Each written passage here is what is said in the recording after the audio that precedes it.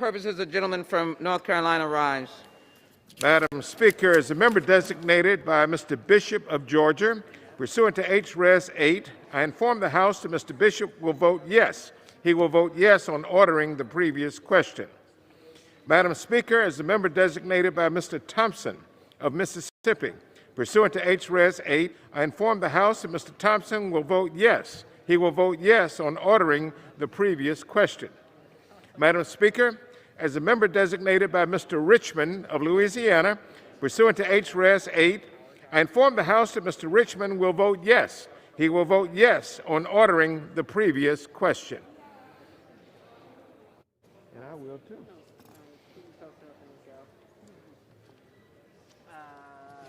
Still working on it. Probably can give you some. I don't think so because it's the people that are probably not getting speaking time.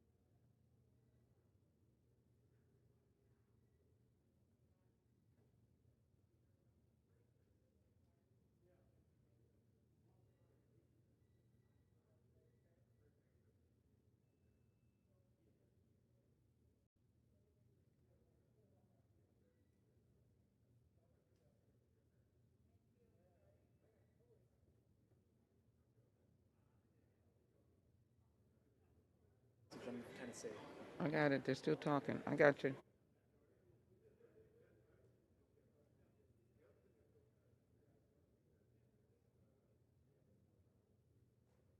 Does the gentleman from Tennessee rise? Madam Speaker, as the member designated by Mr. Fleischman of Tennessee, pursuant to H-Res 8, I inform the House that Mr. Fleischman will vote no on the Representative Scanlon motion to move the previous question on House Res 38. Thank you. And Madam Speaker, is the member designated by Mr. Desjardins of Tennessee, pursuant to H-Res 8, I inform the House that Mr. Desjardins will vote nay on the Representative Scanlon motion to move the previous question on H-Res 38.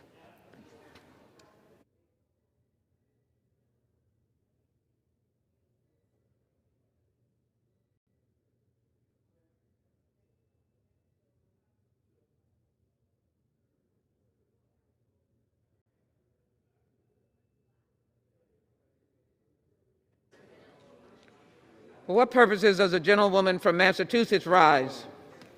As the member designated by Ms. Frankel pursuant to H-Res 8, I inform the House that Ms. Frankel will vote yes on ordering the previous question.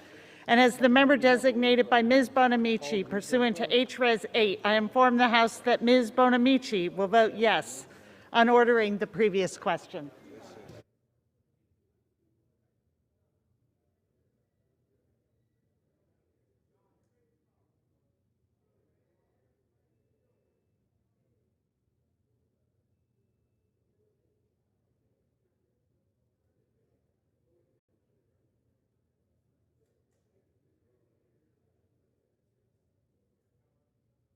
Does the gentleman from Texas rise?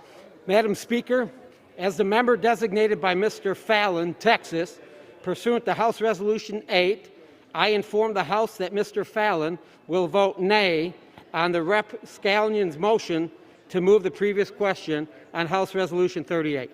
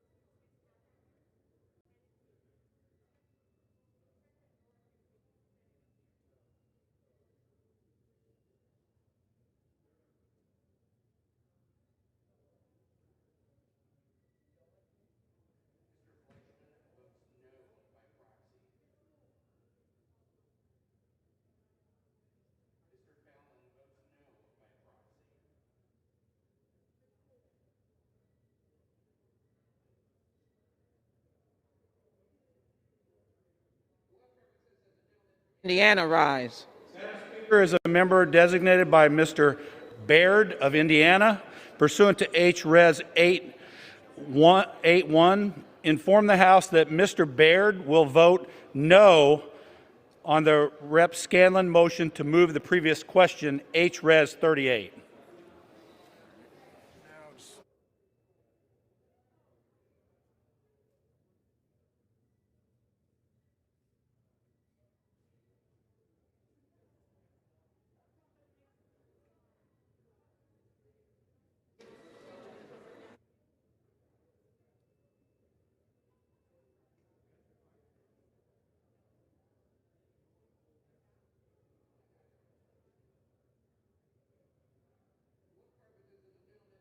New York rise? As the member designated by Chairman Jerry Nadler pursuant to H-Res 8, I inform the House that Chairman Nadler will vote yea on ordering the previous question. As the member designated by Congressman Brendan Boyle pursuant to H-Res 8, I inform the House that Congressman Boyle will vote yea on the previous question. As the member designated by Chairwoman Eddie Bernice Johnson pursuant to H-Res 8, I inform the House that Chairwoman Johnson will vote yea on the previous question.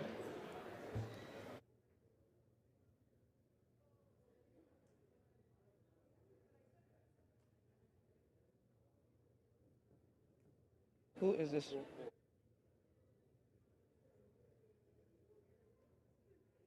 Does the gentleman from Kansas rise? Madam Speaker, as the member designated by Mr. LaTurner, Kansas, Pursuant to House Resolution 8, I inform the House that Mr. LaTurner will vote no on the Representative Scanlon motion to move the previous question on House Resolution 38. Thank you. Madam Speaker, as the member designated by Ms. Eshoo pursuant to H-Res 8, I inform the House that Ms. Eshoo will vote yes on ordering the previous question.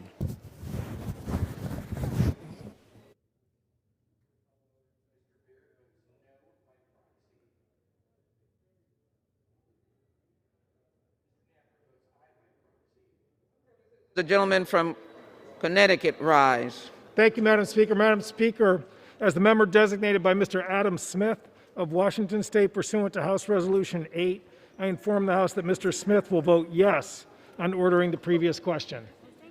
Yep. Good to see you.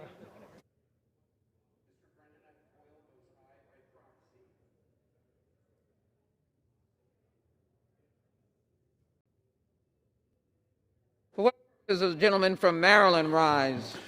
Madam Speaker, as the member designated by Ms. Alma Adams pursuant to House Resolution 8, I inform the House that Ms. Adams will vote yes on ordering the previous question. The gentleman from Indiana rise. Madam Speaker, as the member designated by Ms. Walorski pursuant to H-Res 8, I inform the House that Ms. Walorski will vote nay on the motion to move the previous question on H-Res 38.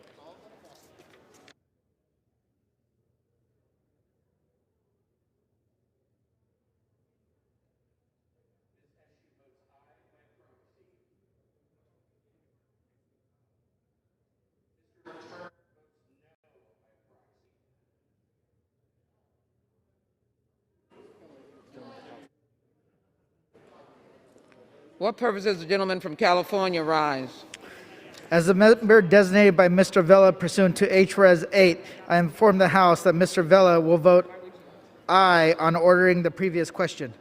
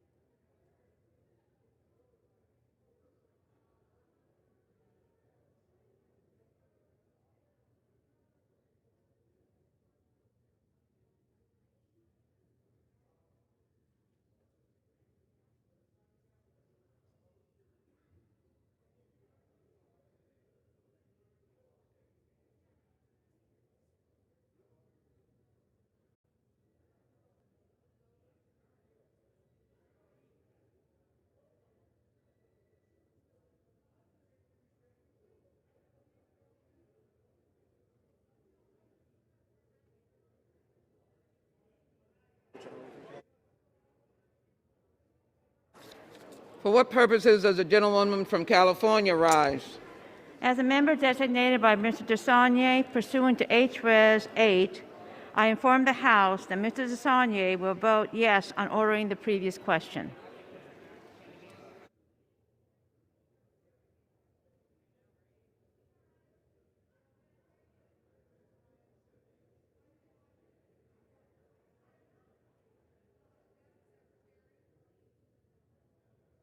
Does the gentlewoman from Maine rise?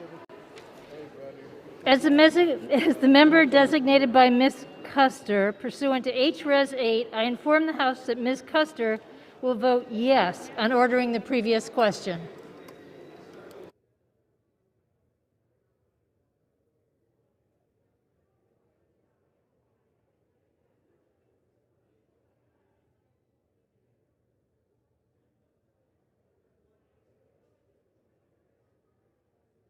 For what purpose does the gentleman from Pennsylvania rise?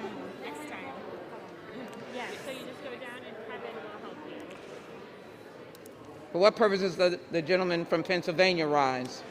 Madam Speaker, as a member designated by Mr. Lawson of Florida, 5th District, Congressional District, pursuant to House Resolution 8, I inform that Mr. Lawson will vote yea.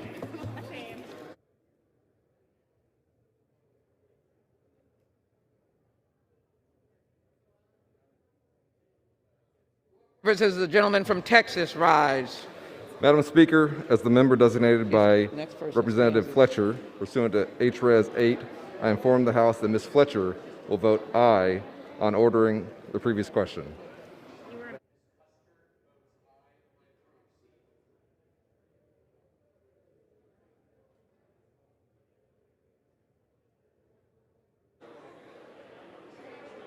Not ready.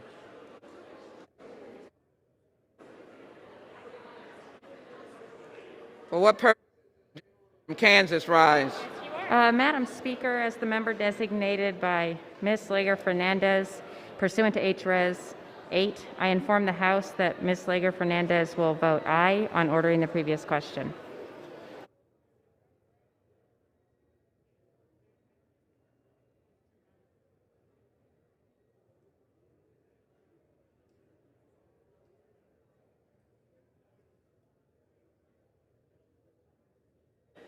For what purposes does the gentleman from Illinois rise?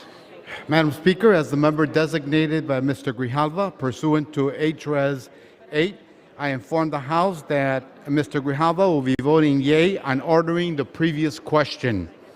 And as the member designated by Ms. Presley pursuant to H-Res 8, I inform the House that Ms. Presley will vote yea on ordering the previous question.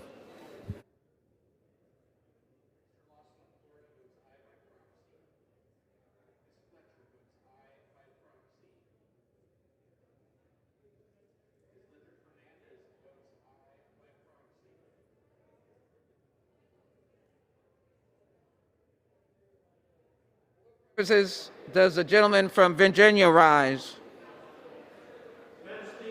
Designated by Mr. Blumenauer pursuant to H-Res 8, inform the House that Mr. Blumenauer will vote yes on ordering the previous question. As the member designated by Mr. Lowenthal pursuant to H-Res 8, I inform the House that Mr. Lowenthal will vote yes on ordering the previous question. As the member designated by Mr. Peters pursuant to H-Res 8, I inform the House that Mr. Peters will vote yes on ordering the previous question. As the member designated by Mr. Liu pursuant to H-Res 8, I inform the House that Mr. Liu will vote yes on ordering the previous question. Does the gentlewoman from New York rise? Madam Speaker, as the member designated by Mr. Young of Alaska pursuant to House Resolution 8, I inform the House that Mr. Young will vote nay on the motion to move the previous question on House Resolution 21.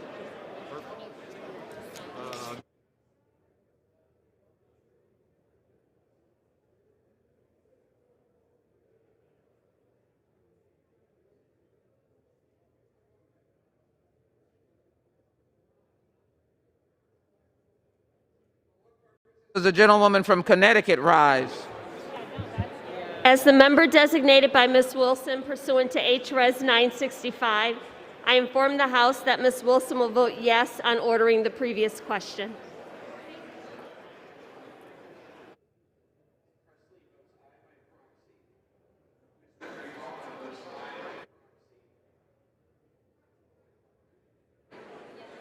For what purposes does the gentleman from Massachusetts rise? As the member designated by Mr. Moulton of Massachusetts pursuant to H. Res. 8, I will inform the House that Mr. Moulton will vote yes on ordering the previous question.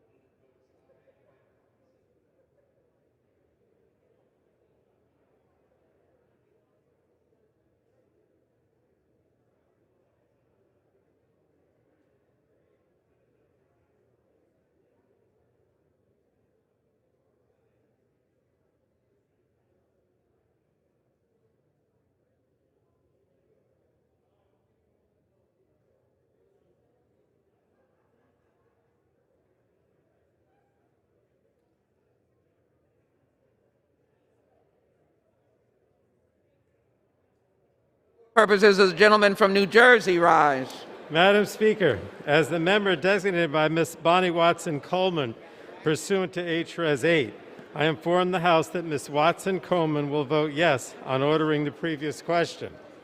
And as the member designated by Mr. Albio Series pursuant to H. Res. 8, I inform the House that Mr. Series will vote yes on ordering the previous question.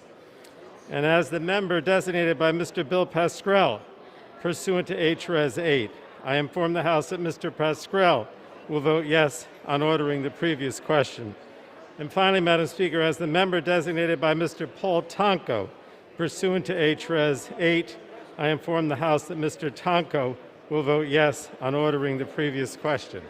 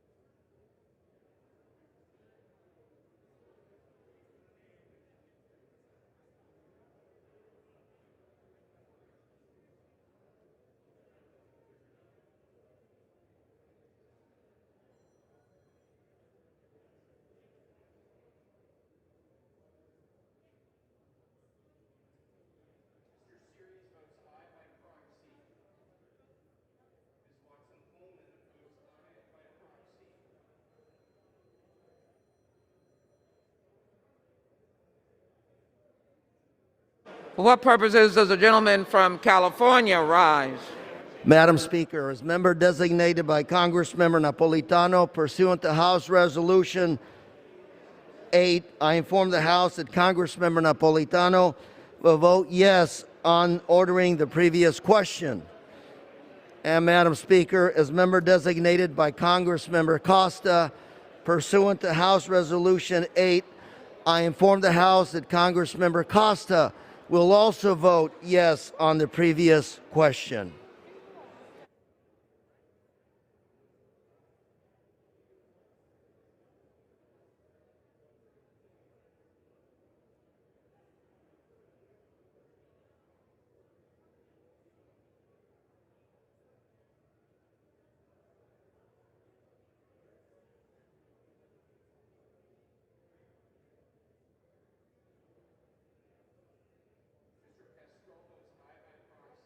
Does the gentlewoman from Virginia rise? For what purposes does the gentlewoman from Virginia rise? This is not Speaker, Virginia. as the member designated by Ms. Porter pursuant to House Resolution 8, I inform the House that Ms. Porter will vote yes on ordering the previous question. And as the member designated by Mr. McEachin pursuant to House Resolution 8, I inform the House that Mr. McEachin will vote yes on ordering the previous question.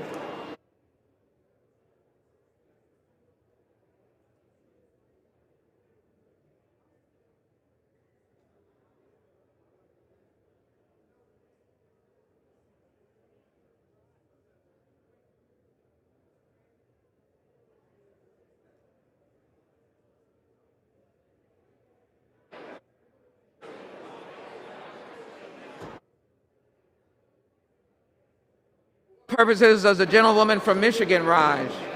As the member designated by Mrs. Dingle pursuant to House Resolution 8, I inform the House that Mrs. Dingle votes yea on the previous question. As the member designated by Ms. Agsney pursuant to House Resolution 8, I inform the House that Ms. Agsney votes yea on the previous question. As the member designated by Ms. Lee of Nevada pursuant to House Resolution 8, I inform the House that Ms. Lee votes yea on the previous question. As the member designated by Ms. Capter pursuant to House Resolution 8, I inform the House that Ms. Capter votes yea on the previous question. Gentleman from Michigan rise? Madam Speaker, as the member designated by Mr. Bergman pursuant to House Resolution 8, I inform the House that Mr. Bergman will vote no on ordering the previous question. As the member designated by Mr. Lambourne pursuant to House Resolution 8, I inform the House that Mr. Lambourne will vote no on ordering the previous question.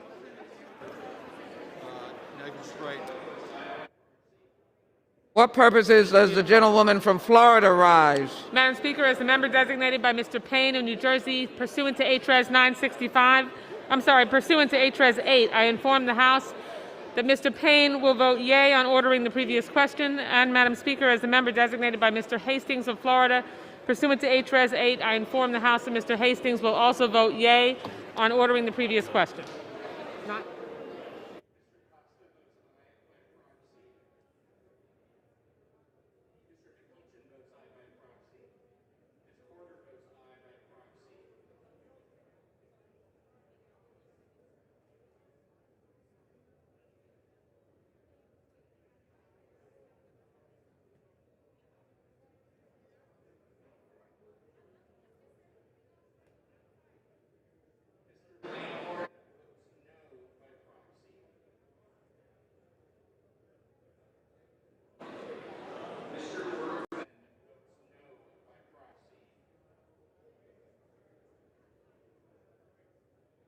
Purposes does the gentleman from Virginia rise?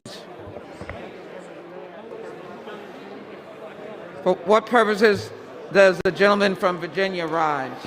Madam Speaker, as the member designated by Ms. Titus of Nevada pursuant to HRES 8, I inform the House that Ms. Titus will vote yes on ordering the previous question.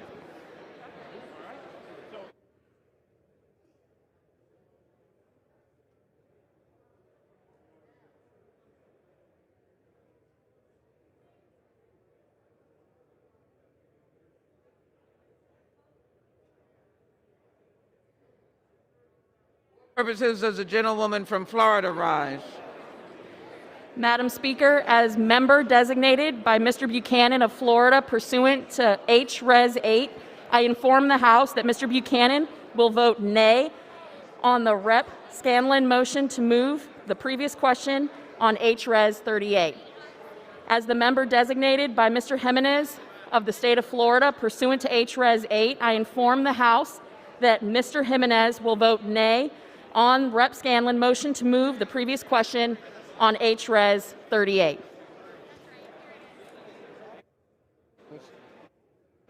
For what purposes does the gentleman from Washington rise? Thank you, Madam Speaker. As the member designated by Ms. Strickland of Washington, pursuant to House Resolution 8, I inform the House that Ms. Strickland will vote yes on ordering the previous question.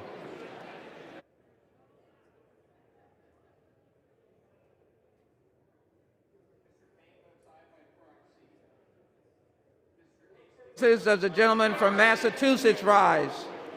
Good evening, Madam Speaker. As the member designated by the Honorable Mr. James Langevin of Rhode Island, and pursuant to House Resolution 965, I'd like to inform the House that Mr. Langevin will vote yes on the motion to move the previous question on House Resolution 38. Thank you.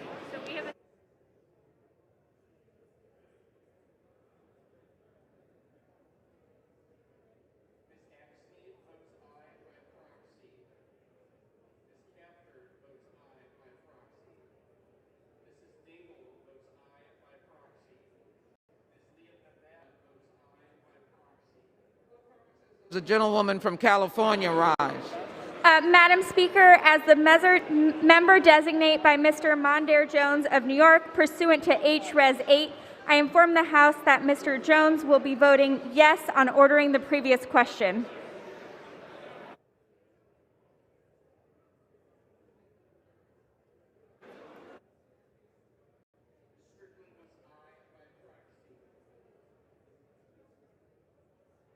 Purposes does the gentlewoman from New Jersey rise? Madam Speaker, as the member designated by Mr. Schneider pursuant to HRES 8, I inform the House that Mr. Schneider will vote yes on ordering the previous question. Purposes does the gentleman from Nebraska rise? Madam Speaker, as a member designated by Mr. Bill Rockus of Florida, pursuant to HRES 8, I inform the House that Mr. Bill Rockus will vote nay on Representative Scanlon motion to move the previous question on HRES 38.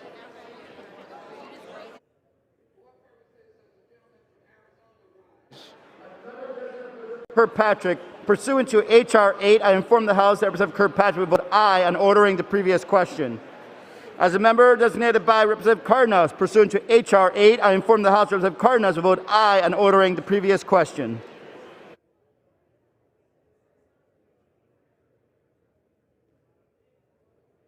What purposes does the gentleman from Pennsylvania rise?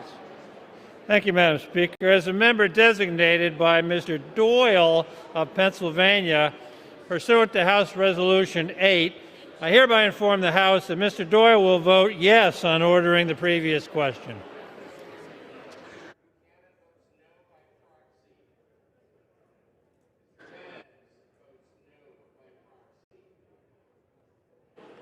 For what purposes does the gentlewoman from Illinois rise? As a member designated by Mr. Carson, pursuant to HRES 8, I inform the House that Mr. Carson will vote yes on ordering the previous question. As the member designated by Mr. Rush, pursuant to HRES 8, I inform the House that Mr. Rush will vote yes on ordering the previous question.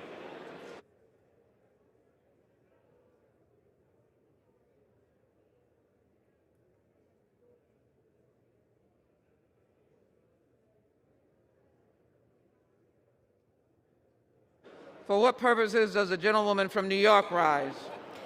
Madam Speaker, as the member designated by Mr. Deutsch of Florida, pursuant to HRES 8, I inform the House that Mr. Deutsch will vote yes on ordering the previous question. For what purposes does the gentleman from Ohio rise? Okay. As a member designated by Mr. Gonzalez of Ohio, pursuant to House Resolution 8, I inform the House that Mr. Gonzalez of Ohio will vote no on ordering the previous question.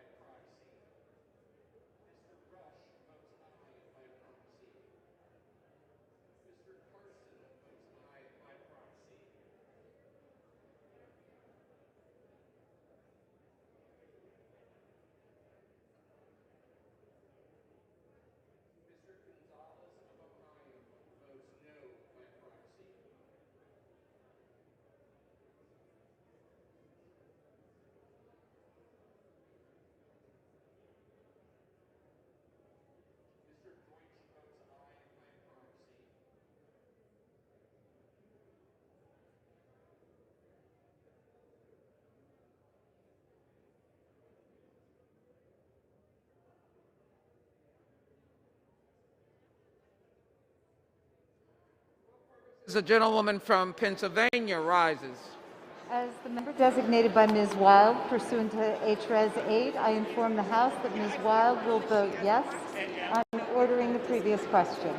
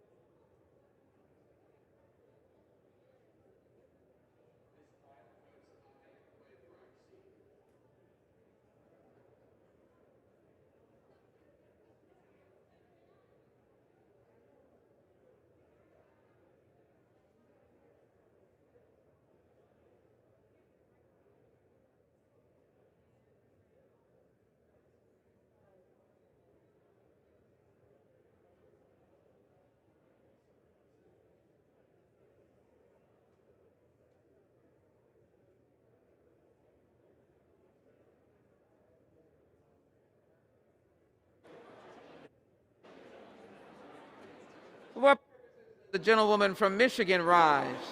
As the member designated by Ms. Ocasio-Cortez pursuant to House Res 8, I inform the House that Ms. Ocasio-Cortez will vote yes on ordering the previous question.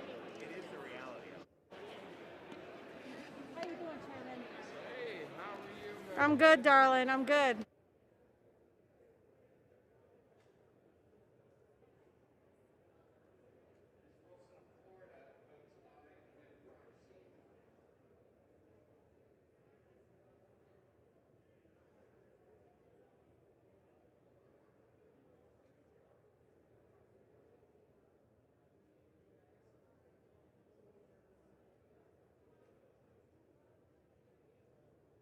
For what purposes does the gentleman from California rise? For what purposes does the gentleman from California rise?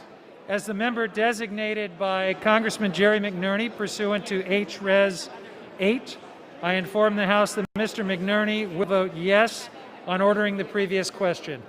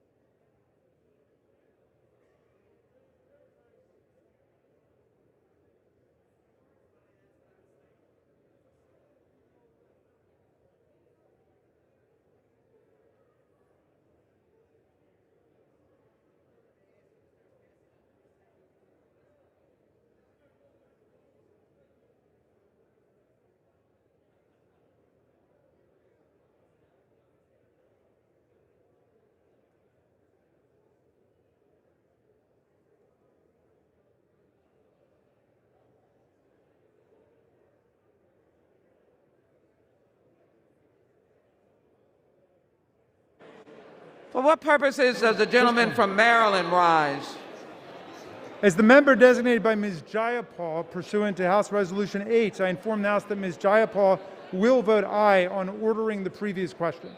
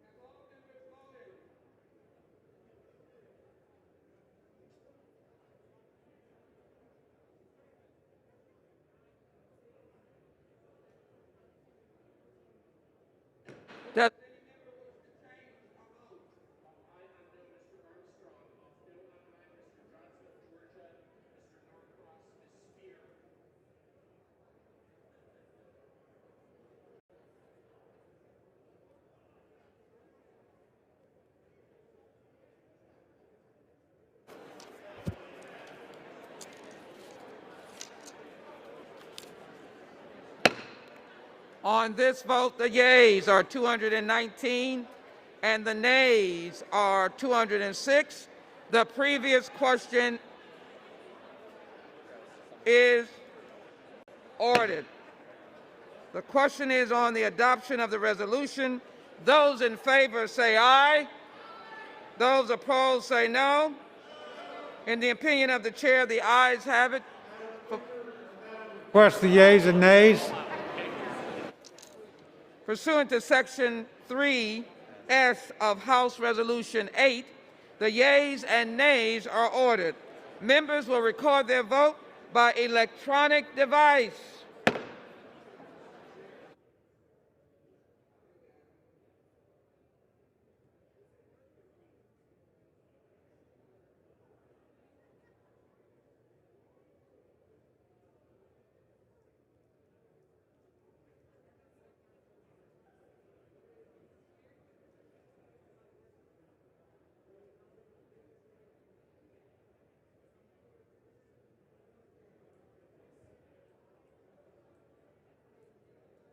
Purposes of the gentleman from Texas rise. Madam Speaker, as a member designated by Mr. Baird from Indiana, pursuant to H-Res 8-1, Res 8, I inform the House that Mr. Baird will vote no on the Rep. Scanlon motion, on the motion to pass the rules. Need a different thing.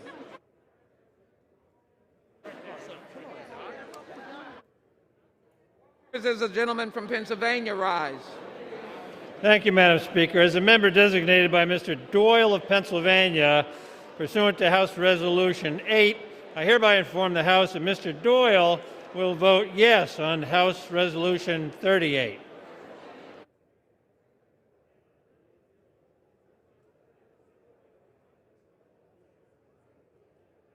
Purposes of the gentlewoman from Pennsylvania rise.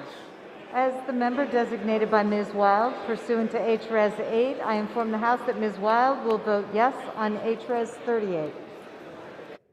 Purposes of the gentleman from Nebraska rise. She's got to turn on.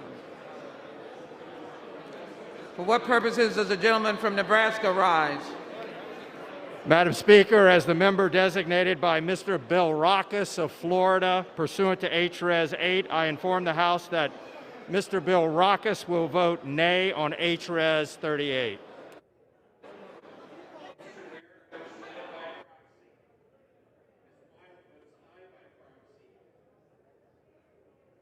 Purposes of the gentlewoman from New York rise. Madam Speaker, as the member designated by Mr. Deutsch of Florida pursuant to H-Res 8, I inform the House that Mr. Deutsch will vote yes on H-Res 38.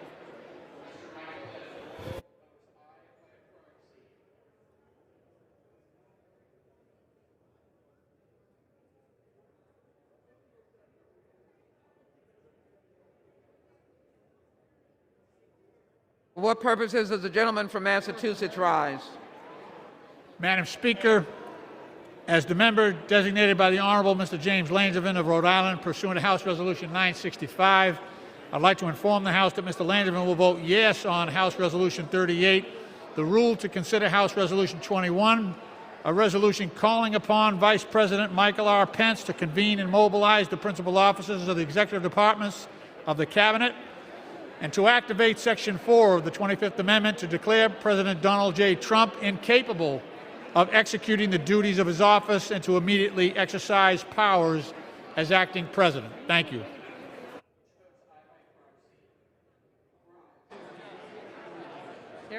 What purposes does the gentlelady from New York rise? Madam Speaker, as the member designated by Mr. Young of Alaska, pursuant to House Resolutions 8, I inform the House that Mr. Young will vote nay on the rule of House Resolution 21. Purposes does the gentlewoman from Florida rise? Madam Speaker, as the member designated by Mr. Payne of New Jersey, pursuant to H-Res 8, I inform the House that Mr. Payne will vote yea on H-Res 38.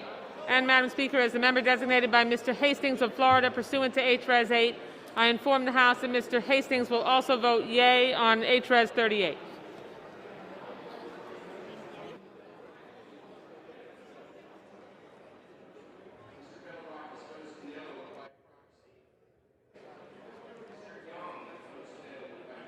For what purpose does the gentleman from Texas rise? Madam Speaker, as the member designated by Mr. Bergman pursuant to House Resolution 8, I inform the House that Mr. Bergman will vote no on the rule H-Res 38. Madam Speaker, as the member designated by Mr. Lamborn pursuant to House Resolution 8, I inform the House that Mr. Lamborn will vote no on rule H-Res 38. For what purposes does the gentlewoman from Illinois rise? As the member designated by Mr. Carson pursuant to H-Res 8, I will inform the House that Mr. Carson will vote yes on H-Res 38. I inform the House that Mr. Rush will vote yes on H-Res 38. For what purpose does the gentleman from Kansas rise? Madam Speaker, as the member designated by Mr. Jake LaTurner from Kansas pursuant to House Resolution 8, I inform the House that Mr. LaTurner will vote nay on House Resolution 38.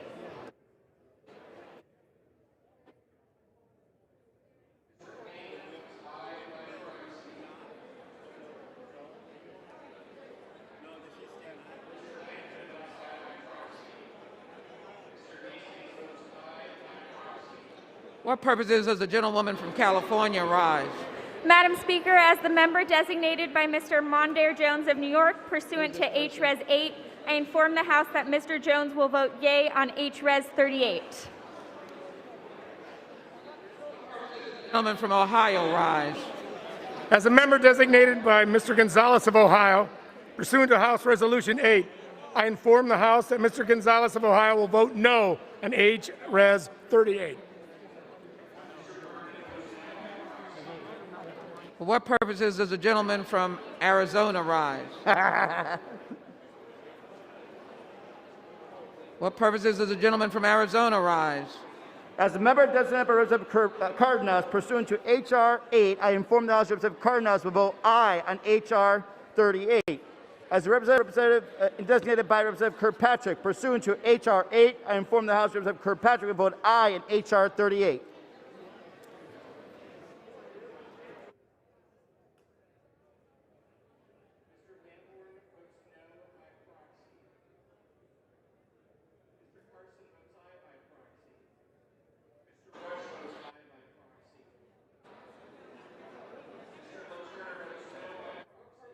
Gentleman from California rise. Madam Speaker, as member designated by Congressmember Napolitano, pursuant to House Resolution 8, I wish to inform the House that Congressmember Napolitano will vote yes on H-Res 38.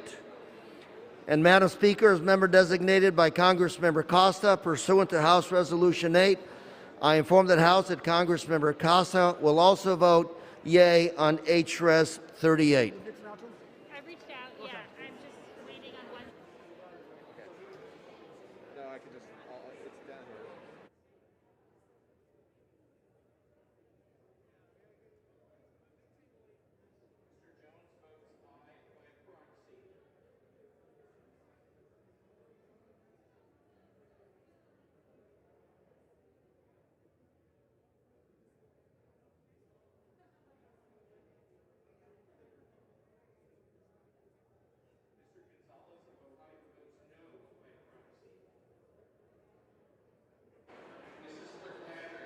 For what purposes does the gentlewoman from Massachusetts rise?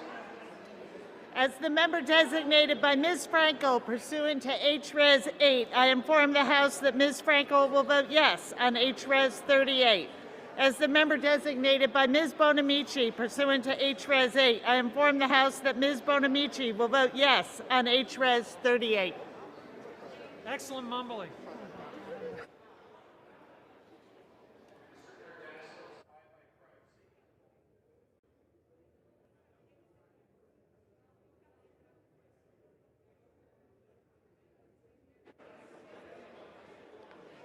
For what purposes does the gentleman from California rise?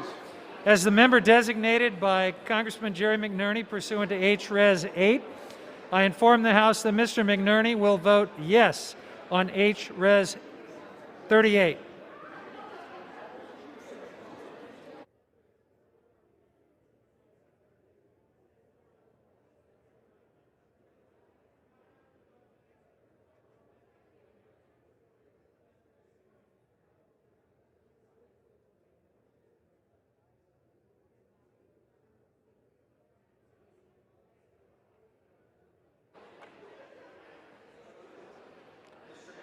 For what purposes does the gentleman from New York rise? As the member designated by Chairwoman Eddie Bernice Johnson pursuant to H-Res 8, I inform the House that Chairwoman Johnson will vote yea on H-Res 38. As the member designated by Chairman Jerry Nadler pursuant to H-Res 8, I inform the House that Chairman Nadler will vote yea on H-Res 38.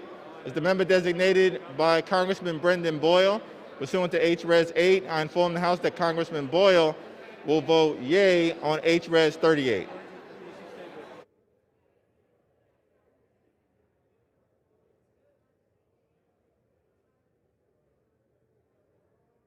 Is she from Virginia? For what purposes does the gentlewoman from New Jersey rise? Madam Speaker, as the member designated. Okay, she did. She did. She just wasn't on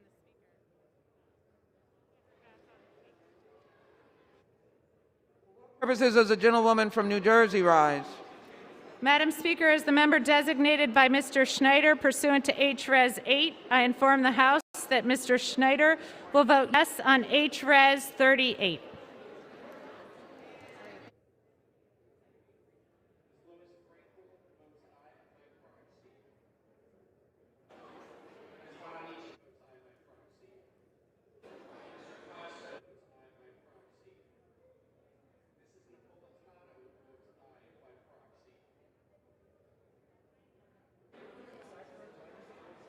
For what purposes does the gentleman from Virginia rise?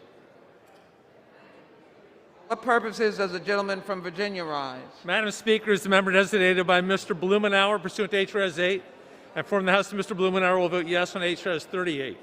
As the member designated by Mr. Lowenthal pursuant to H-Res 8, I inform the House that Mr. Lowenthal will vote yes on H-Res 38. As the member designated by Mr. Peters pursuant to H-Res 8, I inform the House that Mr. Peters will vote yes on H-Res 38. As the member designated by Mr. Liu pursuant to H-Res 8, I inform the House that Mr. Liu will vote yes on H-Res 38. For what purposes does the gentleman from Tennessee rise?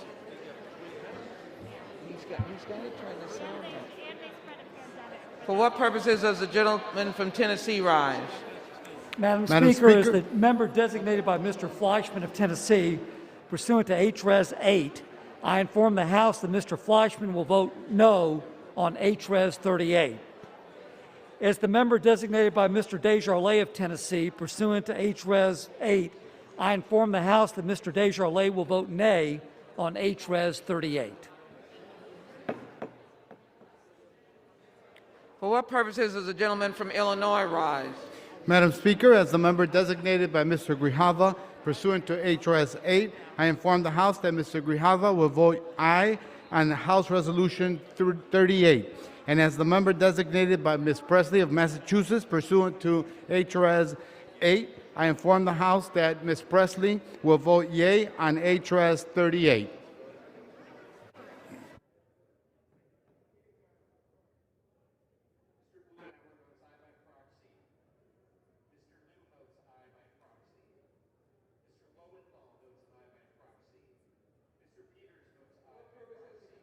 Connecticut rise? Thank you, Madam Speaker. Madam Speaker, as the member designated by Mr. Adam Smith of Washington State pursuant to H-Res 8, I inform the House that Mr. Smith will vote yes on H-Res 8.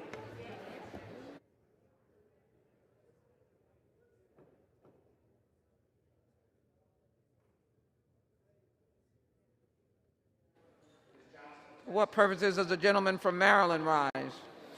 Madam Speaker, as the member designated by Ms. Alma Adams of North Carolina pursuant to House Resolution 8, I inform the House that Ms. Adams will vote yes on House Resolution 38.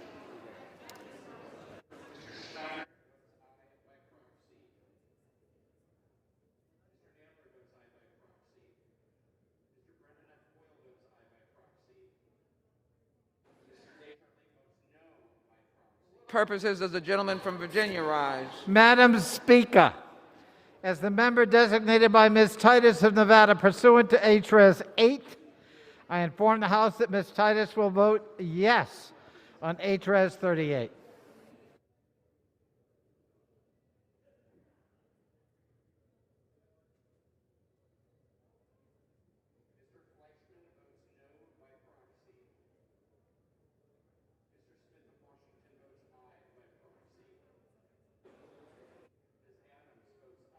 Does the gentleman from North Carolina rise? Madam Speaker, as a member designated by Mr. Bishop of Georgia, pursuant to H-Res 8, I inform the House that Mr. Bishop will vote yes. He will vote yes on H-Res 38. Madam Speaker, as a member designated by Mr. Thompson of Mississippi, pursuant to H-Res 8, I inform the House that Mr. Thompson will vote yes. He will vote yes on H-Res 38. Madam Speaker, as a member designated by Mr. Richmond of Louisiana, pursuant to H-Res 8, I inform the House that Mr. Richmond will vote yes. He will vote yes on H-Res 38.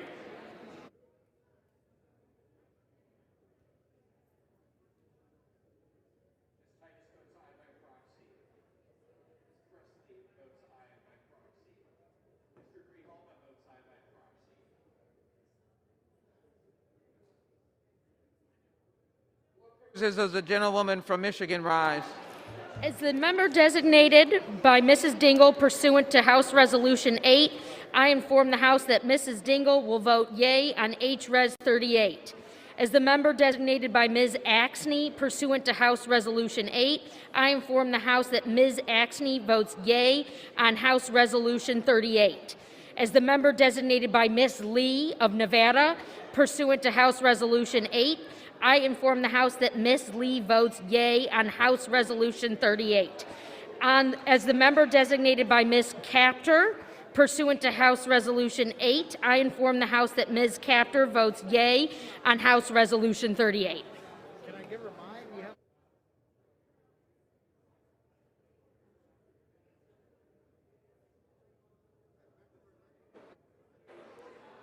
For what purposes does the gentleman from California rise? As a member designated by Mr. Villa pursuant to H-Res 8, I inform the House that Mr. Villa will vote aye on H-Res 38.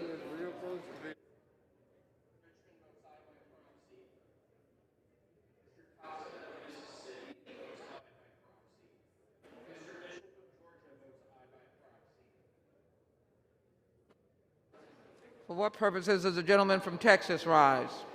Madam Speaker, as the member designated by Ms. Fletcher pursuant to H-Res 8, I inform the House that Ms. Fletcher will vote aye on H-Res 38.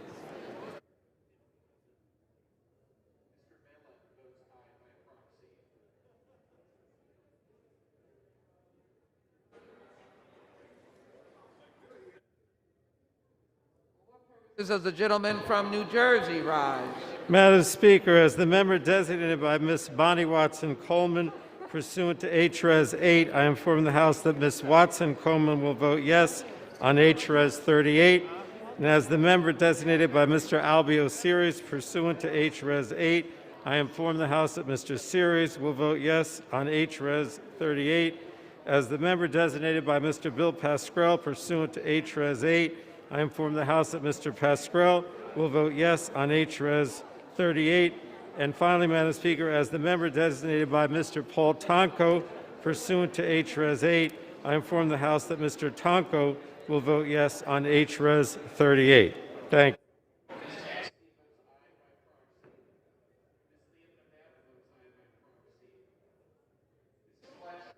Does the gentlewoman from Kansas rise? Madam Speaker, as the member designated by Ms. Lager Fernandez pursuant to H-Res 8, I inform the House that Ms. Lager Fernandez will vote aye on H-Res 38.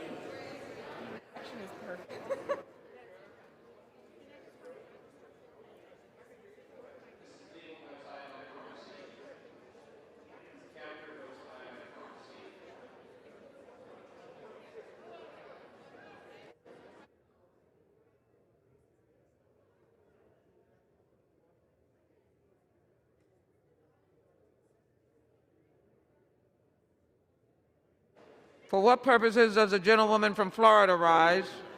Thank you, Madam Speaker.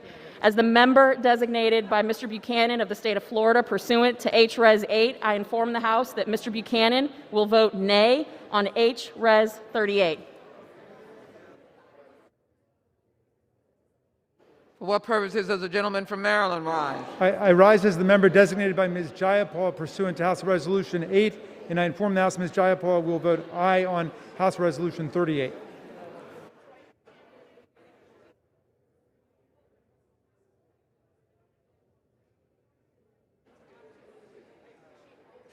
Purposes, does the gentleman from Indiana rise? Madam Speaker, as a member designated by Ms. Walorski pursuant to H-Res 8, I inform the House that Ms. Walorski will vote nay on H-Res 38.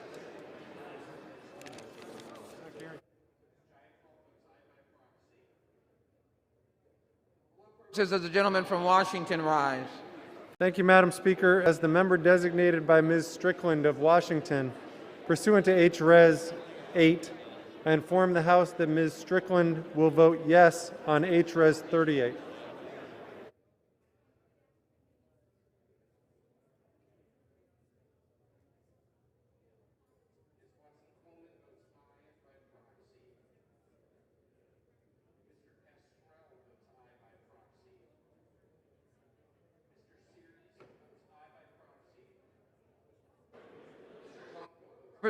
Does the gentlewoman from Maine rise?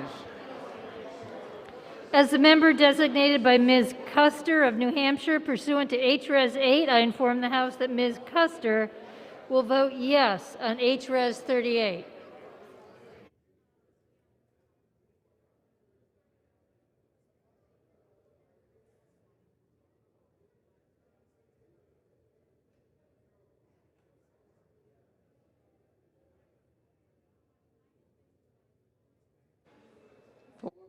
Does the gentlewoman from Virginia rise? Thank you, Madam Speaker. As the member designated by Mr. McEachin pursuant to House Resolution 8, I inform the House that Mr. McEachin will vote yes on House Resolution 38. And as the member designated by Ms. Porter pursuant to House Resolution 8, I inform the House that Ms. Porter will vote yes on House Resolution 38.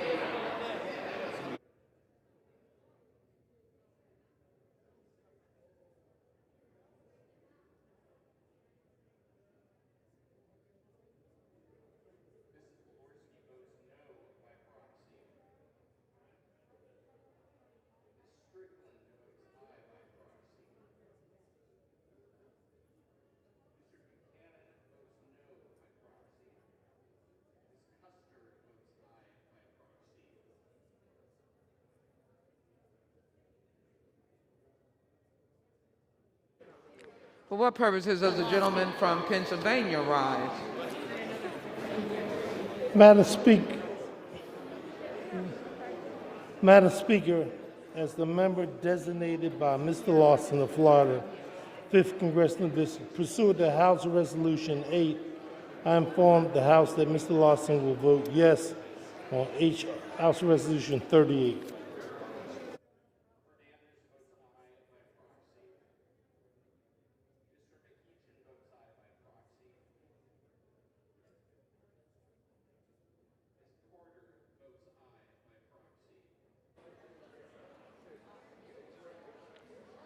For what purposes does the gentlewoman from Connecticut rise? As the member designated by Ms. Wilson pursuant to H-Res 8, I inform the House that Ms. Wilson will vote yes on H-Res 38.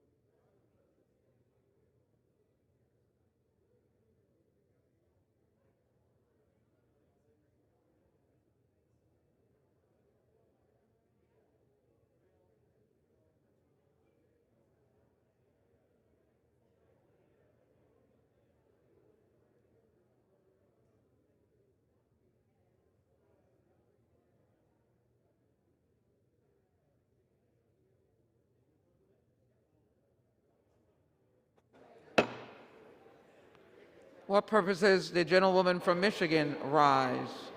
As the member designated by Ms. Ocasio-Cortez pursuant to House Res. 8, I inform the House that Ms. Ocasio-Cortez will vote yes on House Res. 38.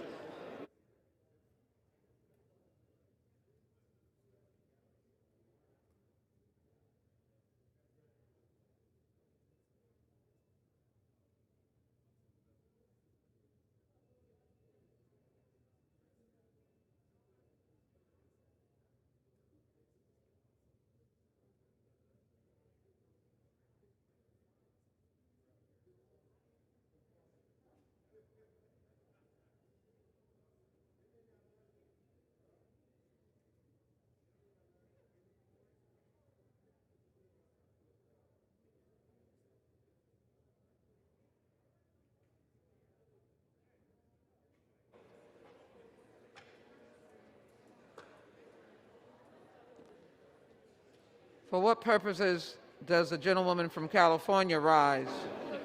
Madam Speaker, as a member designated by Mr. DeSaulnier pursuant to H-Res 8, I inform the House that Mr. DeSaulnier will vote yes on H-Res 38.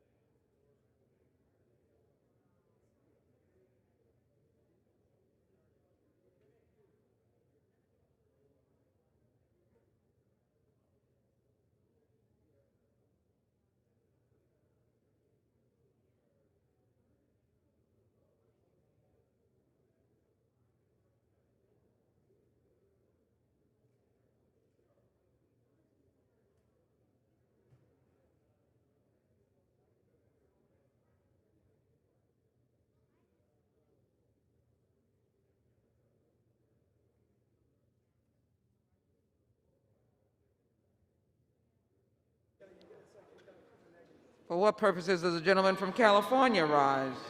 Madam Speaker, as a member designated by Ms. Eshoo pursuant to H-Res 8, I inform the House that Ms. Eshoo will vote yes on H-Res 38.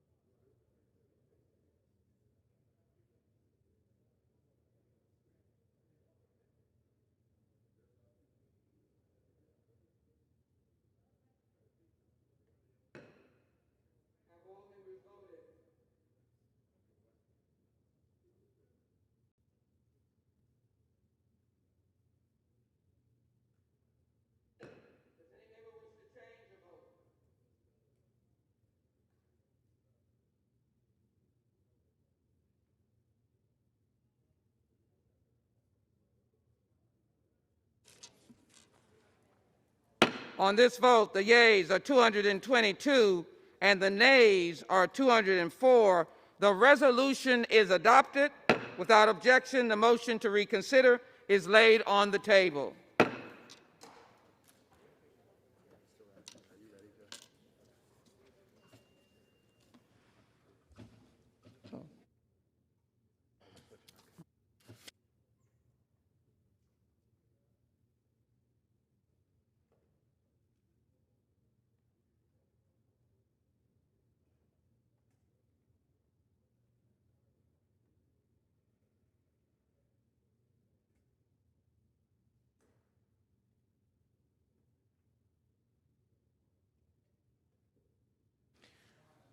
For what purpose does the gentleman from Maryland seek recognition?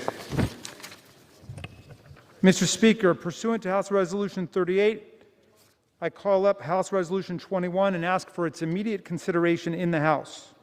The clerk will report the title of the resolution.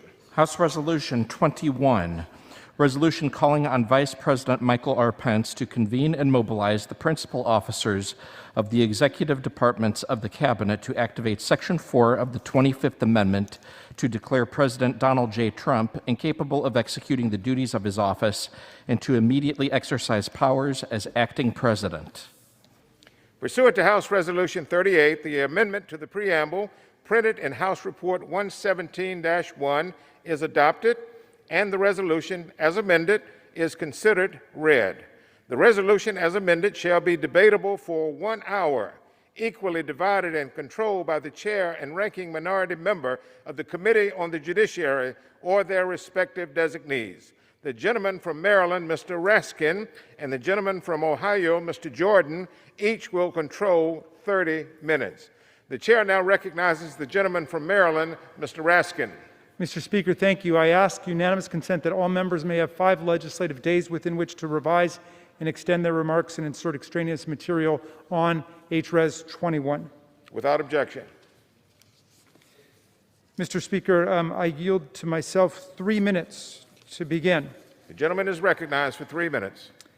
We've experienced the trauma of a violent attack on this House of Representatives, on this chamber, and on all of the people who work here. An armed, lawless, and enraged mob smashed windows, beat up and crushed Capitol Hill police officers who cried out in agony, overcame and subdued law enforcement, killed or caused the deaths of at least 5 American citizens, including a heroic Capitol Hill police officer, Brian Sicknick, and 4 other Americans, inflicted serious injuries on dozens of our police officers and other people, including 15 officers who had to be hospitalized. Chanting, "Stop the steal," and "Hang Mike Pence," they threatened the lives and safety of the 3 individuals in the line of succession to the President of the United States.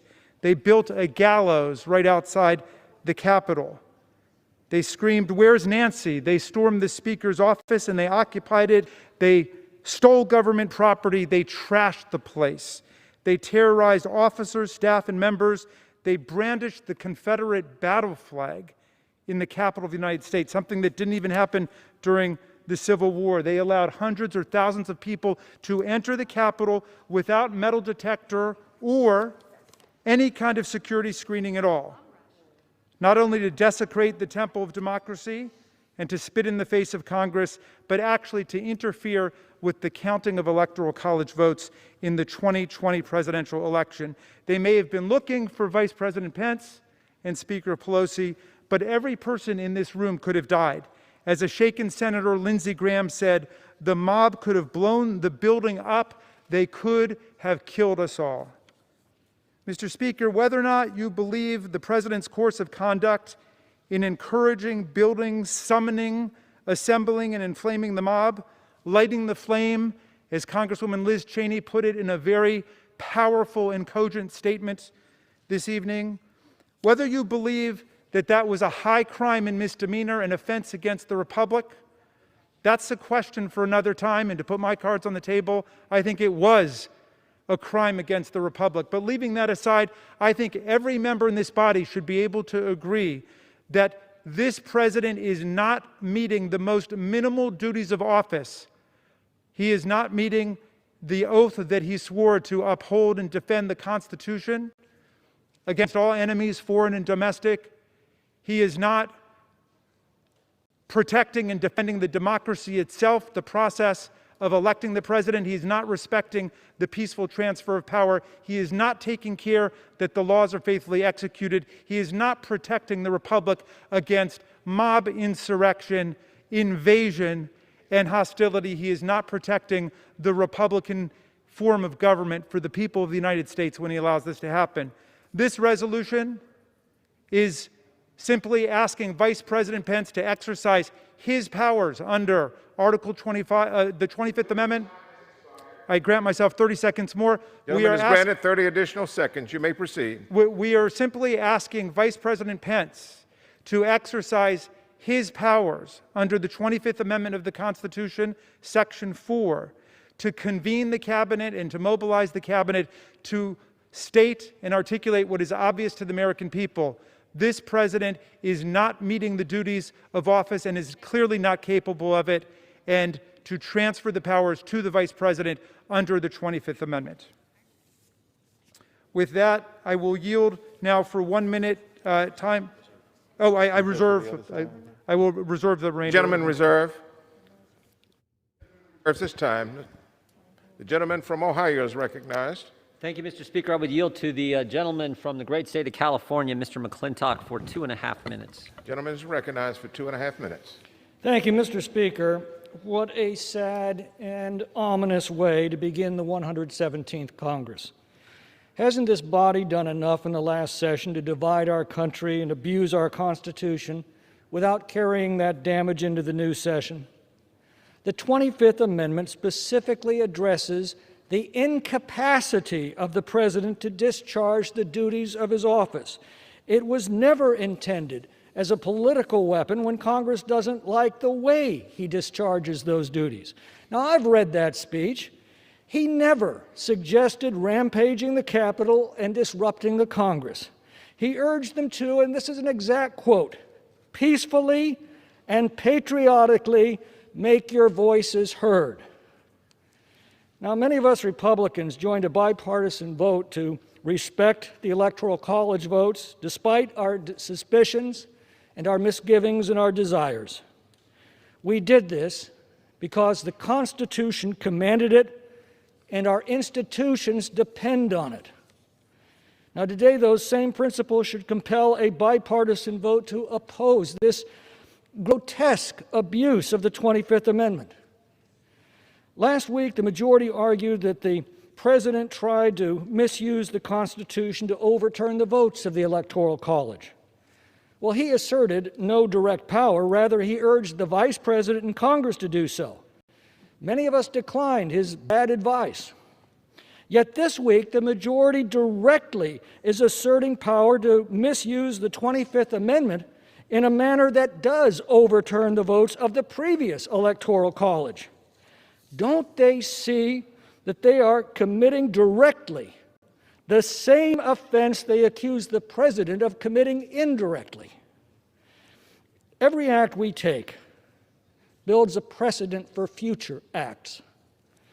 Once Congress asserts this new role as armchair psychiatrists and a new power to equate intemperate speech with functional disability, the most important pillars of our government, stability, the rule of law, and the separation of powers, will fracture. It won't affect this president, but it will stalk future presidents from this day forward. For their sake, please don't do this. Yield back.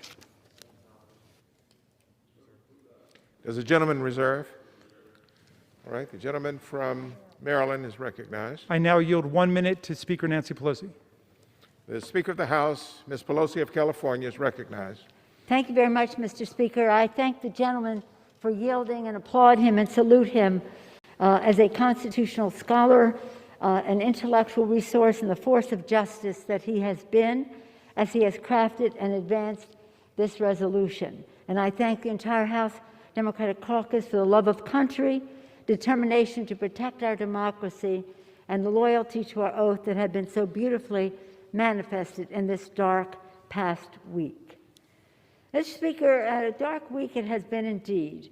On Wednesday, the President of the United States incited a deadly insurrection against America that targeted the very heart of our democracy, this temple of democracy, the United States Capitol.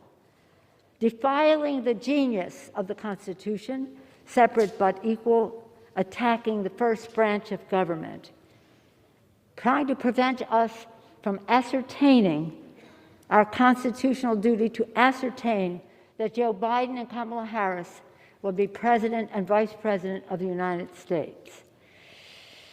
The gleeful desecration of the Capitol and the violence against Congress, our staff, and our workers are horrors that will forever stain our nation's history. 5 Americans have died following the violent attack. More than 50 police officers were seriously injured, including 15 officers who were hospitalized. On behalf of the House, I salute and express deepest gratitude to U.S. Capitol Police for the valor that they showed in protecting the lives of members, but especially protecting our staff and those who make Congress function. Mr. Speaker, this is a sad day for our country that we have to come to the floor in a way to defend the Constitution of the United States at this time. The facts are very clear. The President called for this seditious attack. For days, he urged supporters to come to Washington for the insurrection. Wednesday morning, he participated in a rally to encourage the rioters to march on the Capitol and fight.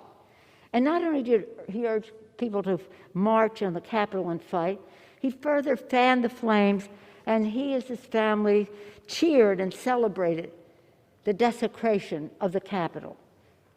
Later that day, as the dangers escalated, he ignored and flat out rejected the pleas of Congress, including those of his own party, to call off his supporters, the rioters, the terrorists, as they engaged in vandalism and violence. Later that, and now the President is saying that he is not responsible and that his incitement to violence was totally appropriate. The President's actions demonstrate his absolute inability to discharge the most basic and fundamental powers and duties of his office.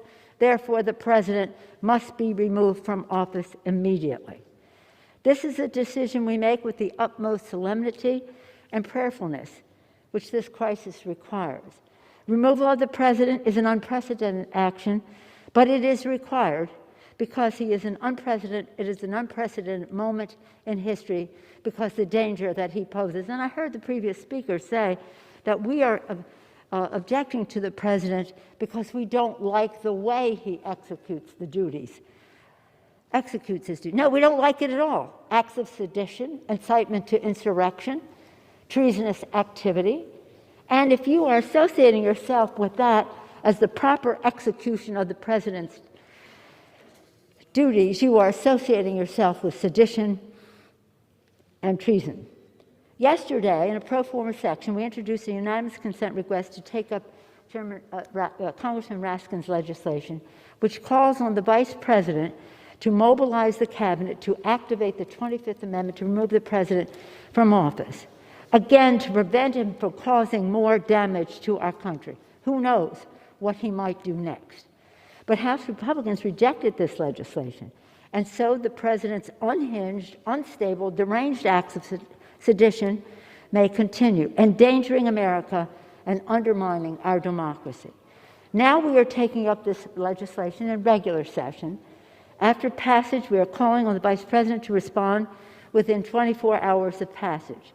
This resolution gives House Republicans the clear choice to honor the oath of office, to defend our democracy, and to uphold the sacred trust given to us by the Constitution and by those whom we represent.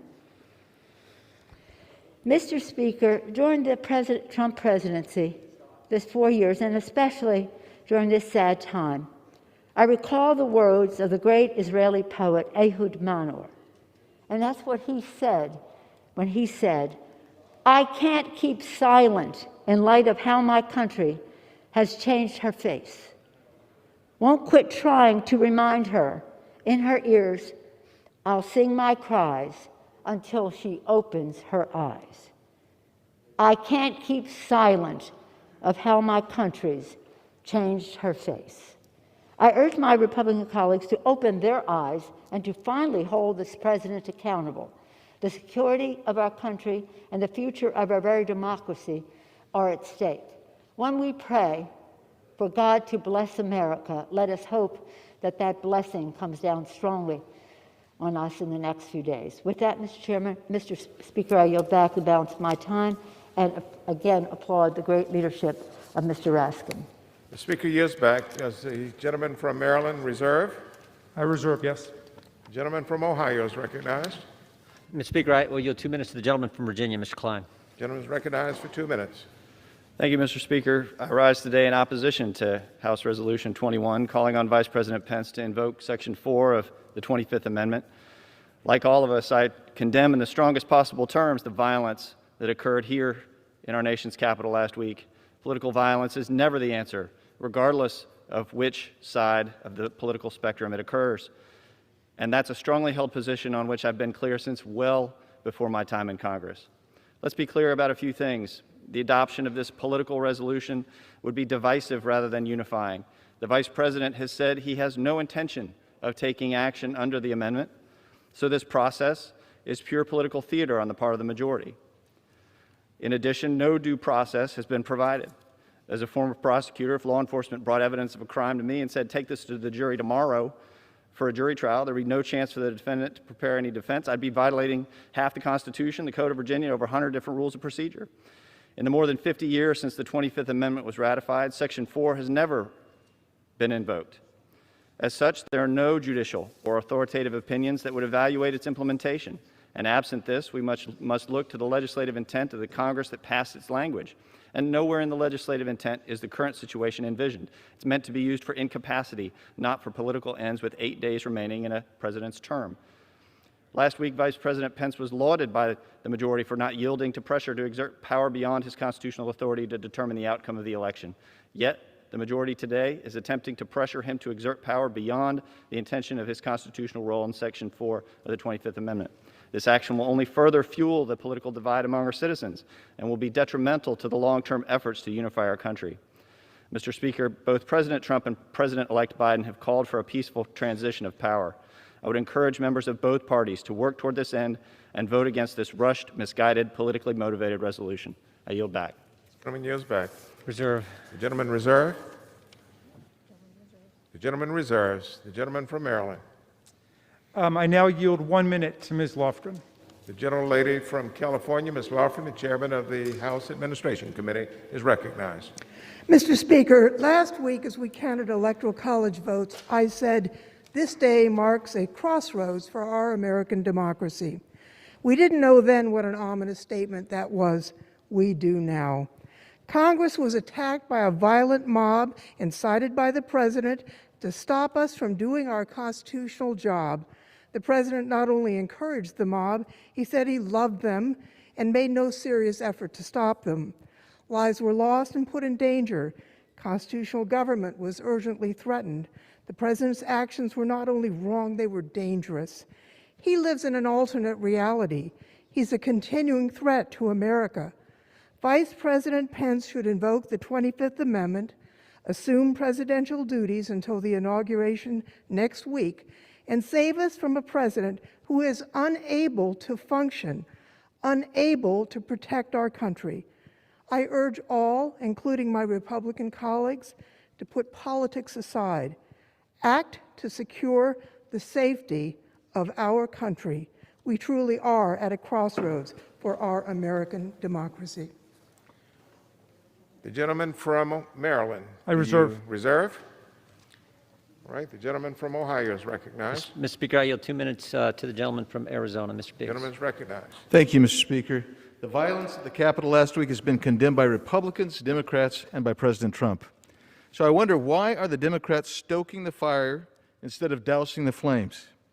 This 25th Amendment resolution is actually similar with some differences from the proposal filed in October of this year by this same representative and joined by 42 Democrats. The problem that time is they were trying to get this commission together. This time they want the vice president to invoke the other portion of Article 4. But the problem, of course, is the vice president sent a very lovely letter to them saying he's not going to do that. So our nation is divided. And while folks on the left are trying to lay this all on President Trump, you should consider a few statements from colleagues across the aisle. One of our colleagues at one point said, if you see anybody from that cabinet, meaning Mr. Trump's cabinet, in a restaurant, a department store, a gas station, you get out and you create a crowd and you push back on them and you tell them they're not welcome here. They're not welcome anymore anywhere. Senator Booker called for his supporters to go to the Hill today. Get up, and please get up in the face of some Congress people. And I have dozens of more similar statements. But what we're talking about here today is a resolution asking the Vice President to invoke the 25th Amendment and get the cabinet together to remove this president. And what that does, it is basically doing what Democrats wrongfully claim President Trump did on January 6th.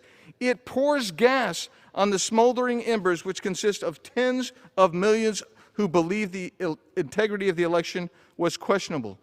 They feel disenfranchised, and quite frankly, they are more angry than aggrieved. Some believe that by doing this, it's going to be healing. I heard this gentleman say this in the Rules Committee, that doing this today would be healing. And yet the Vice President said he's not going to do that. And if this resolution is to ask the Vice President to invoke this 25th Amendment, the gentleman has an additional 30 seconds. Thank you. If this is what the purpose of this is, to ask the Vice President, then the purpose is now null.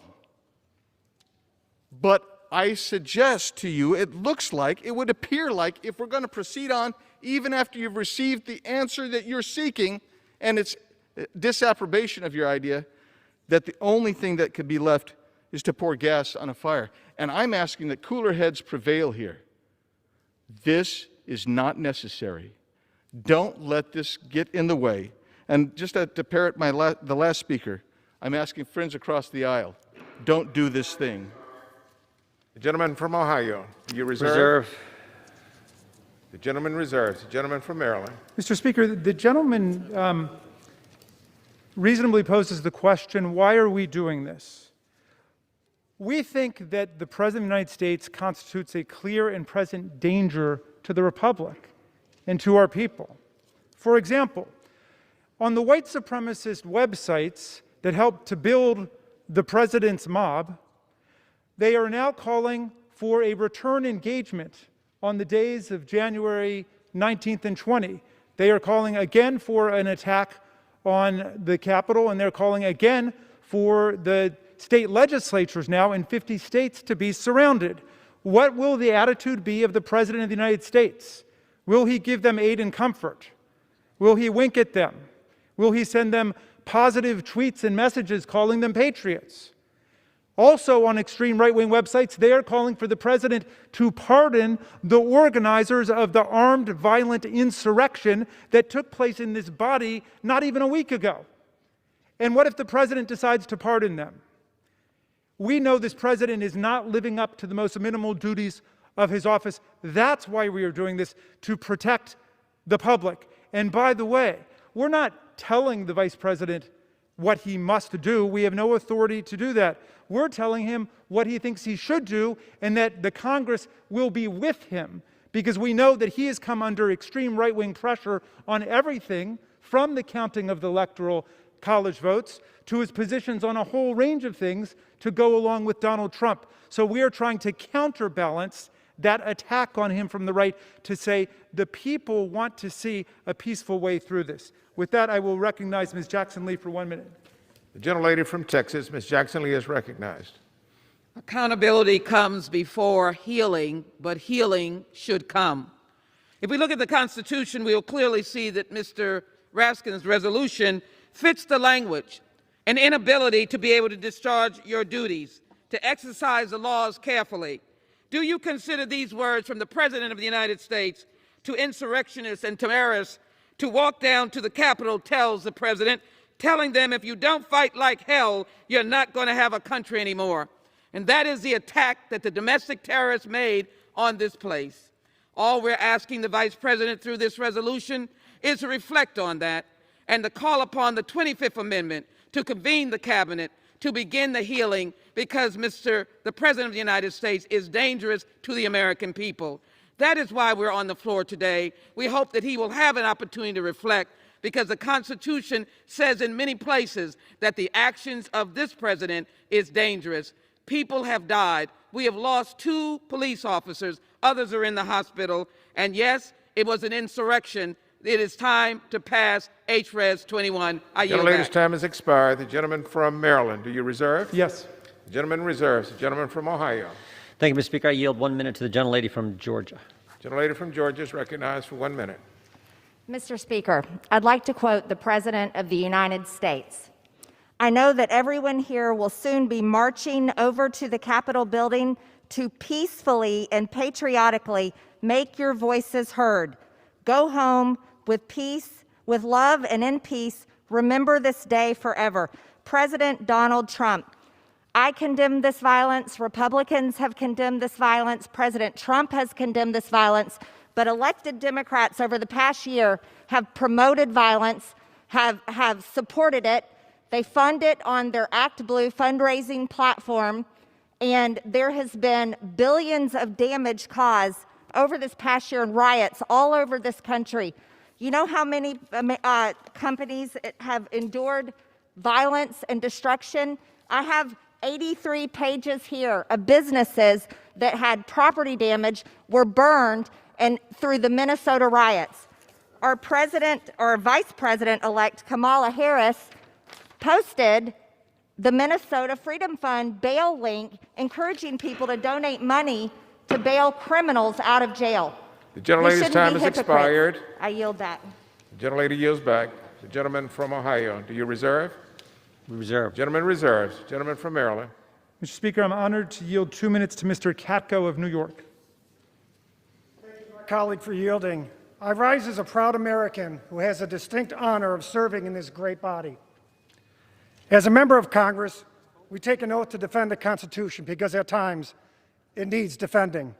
On January 6th, the nation watched as insurrectionists stormed the Capitol, threatening the safety of countless individuals and successfully, albeit temporarily, disrupting our process.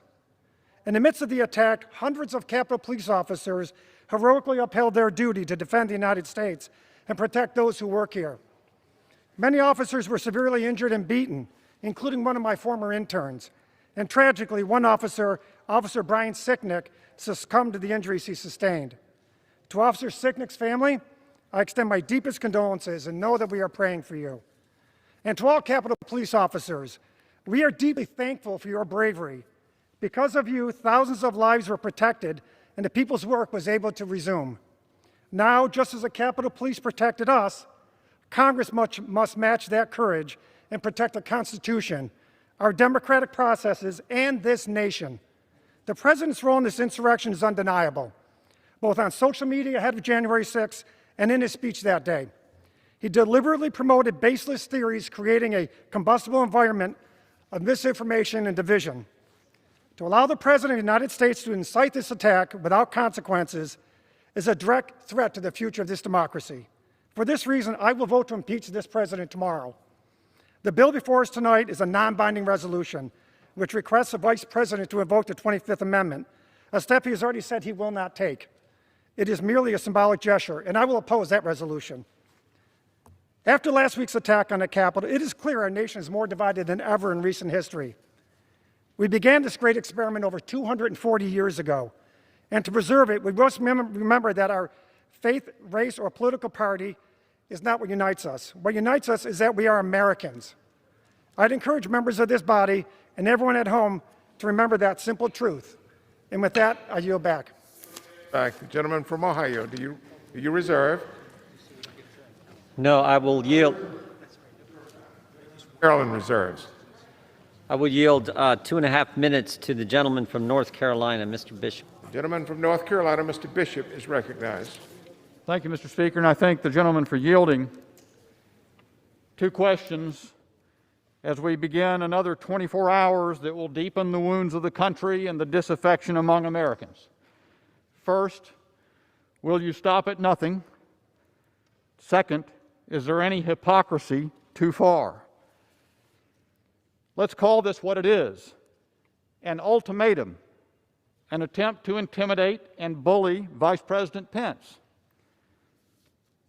They're not seeking just the same ends as Mr. McClintock, the gentleman from California, said. They employ the same means.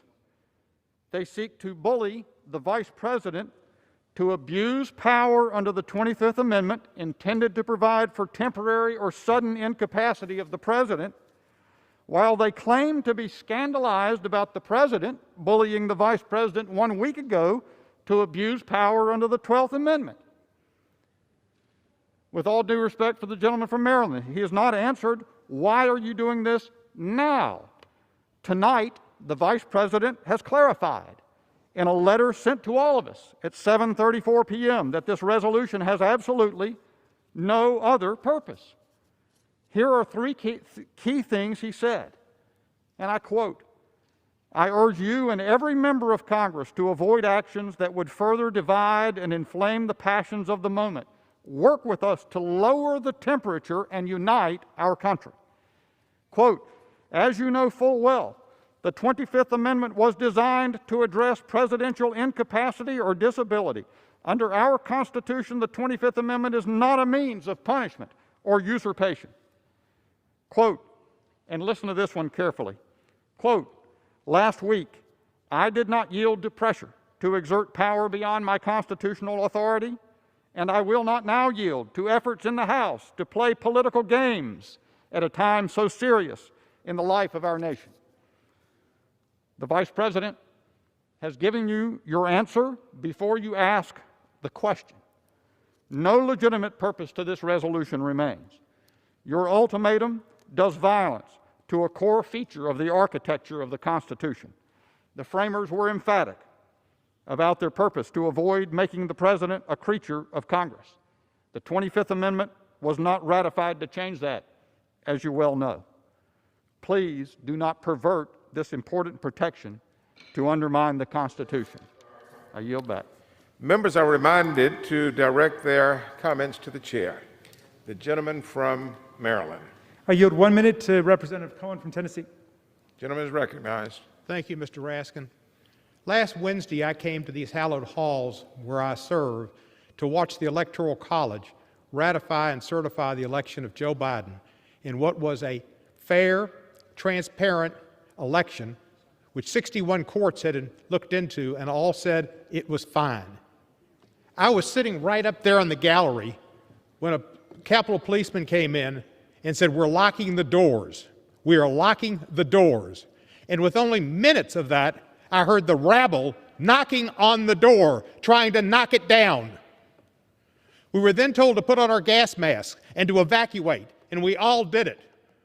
This was an assault on the Constitution, an assault on Congress. It was a felonious assault. It was an attempt to murder the Congress and our processes to elect our President of the United States. It is the political equivalent of shooting somebody on Fifth Avenue and getting away with it. And somebody needs to stand up to that, and the 25th Amendment is one way to do it, where the Republicans can purge themselves of their own creation who has damaged this country. I ask us to pass this resolution, bring this country together, and get rid of this cancer. I yield back the balance of my time. The gentleman yields back. Does the gentleman reserve? Yes, I do. The gentleman from Ohio. Thank you, Mr. Speaker. I yield 1 minute to the gentleman from Wisconsin. The gentleman from Wisconsin is recognized. Thank you.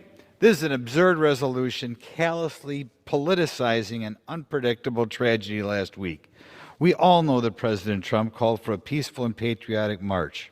I must have attended a half dozen Trump rallies in the past year, and they've always been peaceful, wholesome events, typical of the thousands of peaceful protesters who remained away from the Capitol last week.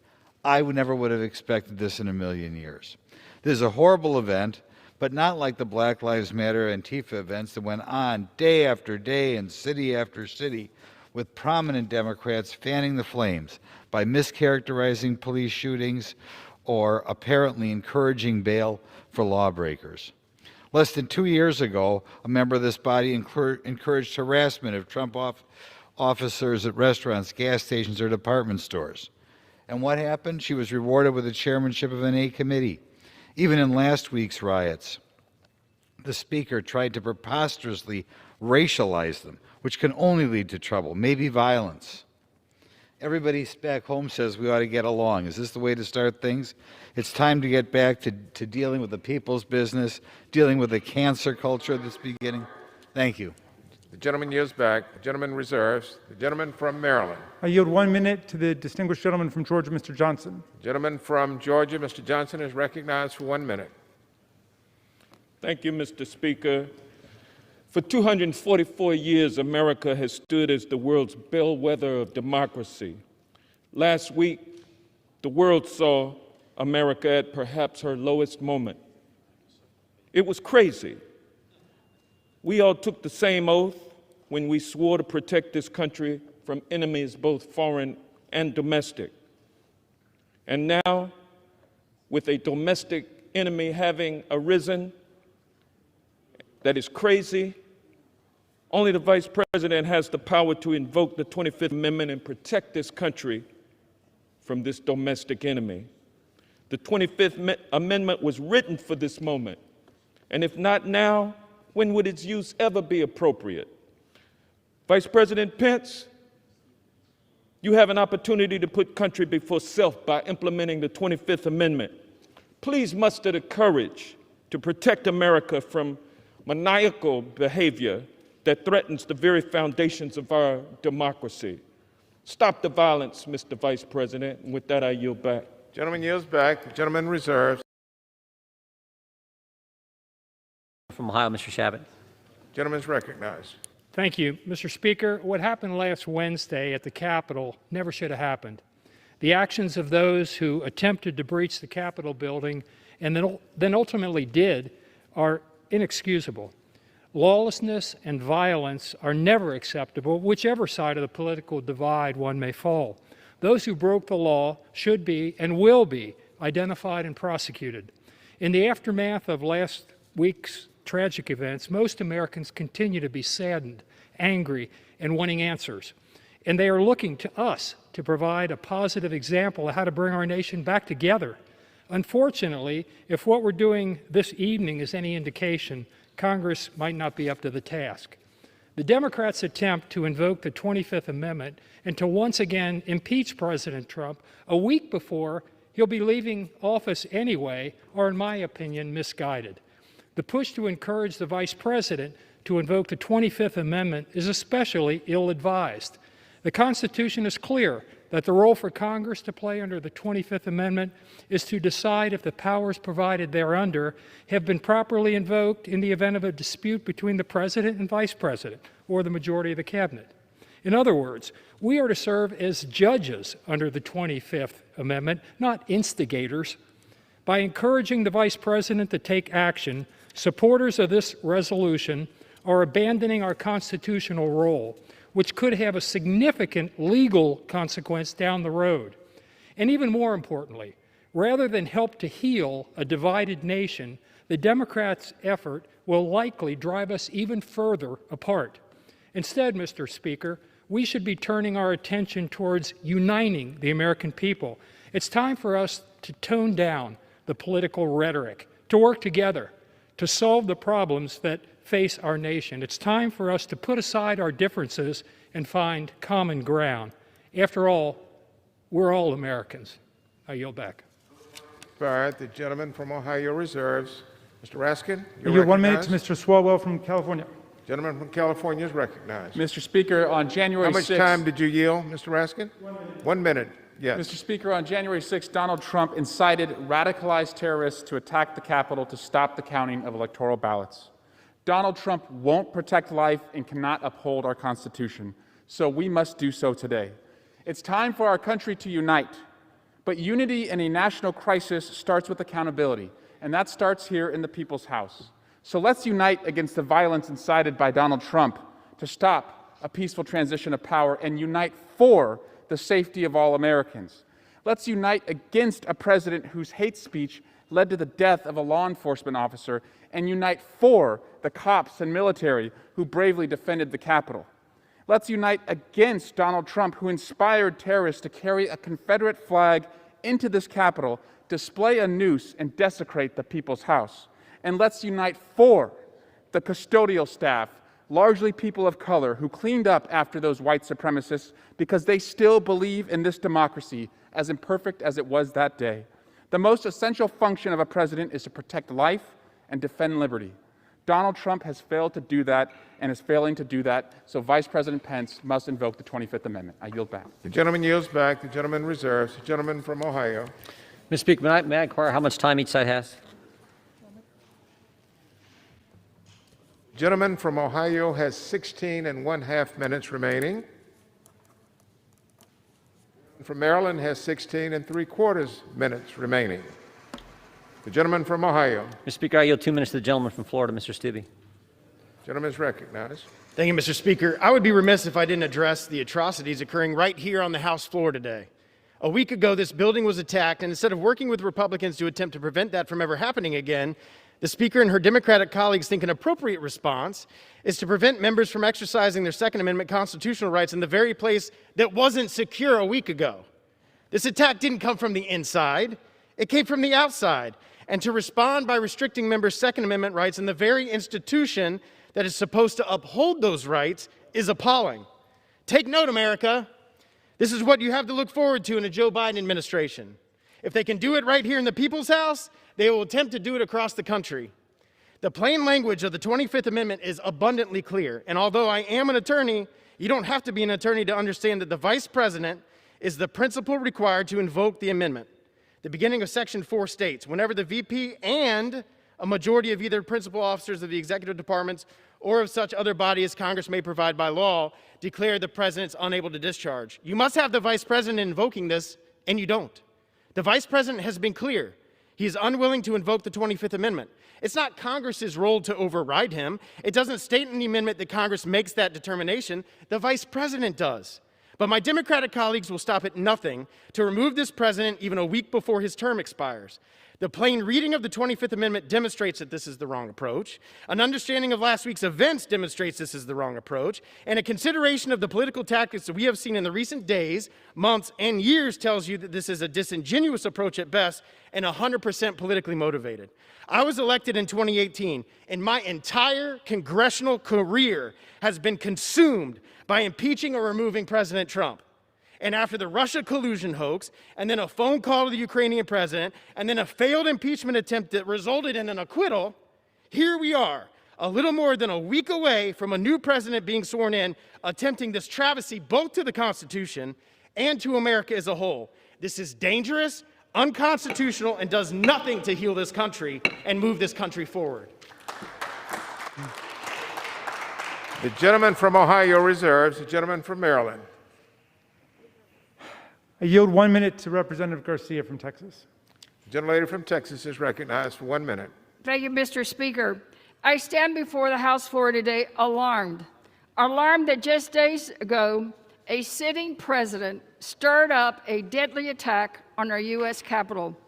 I join my colleagues in calling on Vice President Pence to activate Section 4 of the 25th Amendment. It has become abundantly clear that this president has threatened our democratic system, has interfered with the peaceful transition of power, and has endangered an equal branch of government. The President of the United States is unhinged, unfit, and unstable, or as we say in my district, está loco el hombre, to the point where he's willing to tear our democracy down unless he prevails in his quest to overturn the election that he clearly lost. The actions taken by this president and those who enable him show that he is unfit to uphold the duties of his office. For the sake of our nation's security, this president must be swiftly removed. Mr. Speaker, democracy is a gift one generation gives to the next. We must defend it. Expired. Thank you, and I yield back Gentlelady the yields remainder of my back. time. The gentleman reserves. The gentleman from Ohio. Thank you, Mr. Speaker. I yield a minute and a half to the gentlelady from Colorado, Ms. Boebert. Gentlelady is recognized for 1.5 minutes. Mr. Speaker, I rise today to oppose yet another Democrat witch hunt. We should take Democrats at their word when they say never let a good crisis go to waste. While Section 4 of the 25th Amendment has never been used, a plain reading of the text coupled with the context of its ratification contemplates a very different scenario from the one we are currently in. It envisions a president's disability resulting in serious illness to injury. To suggest it should be used in a different context violates the very intent of the 25th Amendment. To be clear, this resolution is a divisive political stunt which would have no force of law and is a waste of our time. Mr. Speaker, this resolution is a clear overreach, as invoking the 25th Amendment is not something Congress can initiate, and this must be initiated by the executive branch. Democrats talk about unity, but clearly that's just talk, as their actions only further divide us. Their hypocrisy is on full display this week with this 25th Amendment stunt, articles of impeachment, censure bills, and other efforts to try to punish Republicans for false accusations of inciting the type of violence they have so frequently and transparently supported in the past. Throughout 2020, we witnessed Democrats welcome, encourage, and even normalize violence. For them, violent riots were effective in advancing their agenda. The gentlelady's time has expired. The gentleman from Ohio reserves. The gentleman from Maryland. Nice job, Lauren. Yeah, we reserve. Mr. Speaker, very quickly, the gentlelady whom I've not had the pleasure to meet yet confuses disability and incapacity.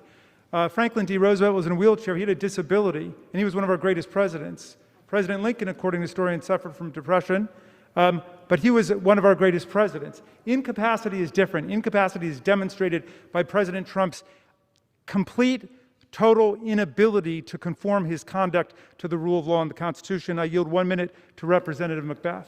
Gentlelady from Georgia, Ms. McBath, is recognized for 1 minute. Thank you, Mr. Speaker. I came to Congress to make sure that no parent ever experienced the pain that I have. I came to Congress to fight for children who've practiced active shooter drills at the same time that they're simply learning how to read, for families who've lost loved ones to gun violence, and for communities that will never, ever be the same. Last Wednesday, members of this body hid from insurrectionists behind barricades and locked doors. Staffers of this hallowed institution text to their loved ones. They're banging on the doors outside, "I love you." And citizens of this nation watched in real time as rioters stormed the Capitol through shattered windows and broken glass. The result of the president's rhetoric has left 5 Americans dead. Our response to anyone who seeks to overthrow the will of the people must be unwavering and resolute. I didn't come to Congress to do this, but President Trump's actions warrant his immediate removal from office. And I yield back the balance of my Gentlelady yields time. back. The gentleman from Maryland reserves. Yes. The gentleman from Ohio. Yield a minute and a half to the gentleman from Texas, Mr. The Fowler. gentleman from Texas is recognized for 1.5 minutes. Thank you, Mr. Speaker. I rise today to speak against this resolution. I'm at a loss. I can't believe the very first time that I have the honor and privilege to address this august chamber is to talk about removing the President of the United States because he held a permitted, legal, and peaceful rally. It's nothing but a wasteful political grandstand. Let's make no mistake. January 6th was a dark day in our esteemed nation's history. It was a dark and sad day. On the afternoon of January 6th, a mob breached our sacred Capitol. Donald Trump didn't. A mob destroyed property and vandalized historic treasures and ran amok on these grounds. But Donald Trump didn't. A mob committed despicable and evil acts of violence against fellow Americans. But Donald Trump didn't. In fact, Donald Trump urged, and in fact demanded, peaceful dissent and nothing more. Our colleagues on the other side of the aisle want us to unnecessarily remove a president when we're measuring the time he has left, not in years, months, weeks or days. He's got 182 hours left in office. You don't achieve unity by simply saying it. You achieve unity through actions. This resolution accomplishes not unity, but rather is a waste of time and fosters further divisiveness. And I'm going to vote no on this resolution. I yield back. Gentleman yields back. The gentleman reserves. The gentleman from Maryland. I yield to Representative Neguse for 1 minute. Gentleman from Colorado is recognized for 1 minute. Mr. Speaker, I had planned remarks here, but I have to respond to my colleague. His words are simply too much to bear. He talks a lot about the mob and culpability. Who summoned the mob? Who encouraged the mob? Who incited the mob? You know as well as I do that the president did. I stood here 6 days ago in this exact same spot, and I quoted Lincoln's admonition that we shall nobly save or meanly lose the last best hope of earth. And less than 10 minutes later, a violent mob breached the Capitol, the first breach of this hallowed building, the citadel of liberty since the War of 1812. The Congress must respond. Our undertaking here is not about politics. It is a matter of conscience. I support the distinguished gentleman from Maryland's resolution. I pray that the Vice President will honor his oath, reconsider, and invoke the provisions of the 25th Amendment. I yield back. Gentleman yields back. The gentleman reserves. The gentleman from Ohio. Yield 3 minutes to the gentleman from Florida, Mr. Gates. Gentleman from Florida, Mr. Gates, is recognized for 3 minutes.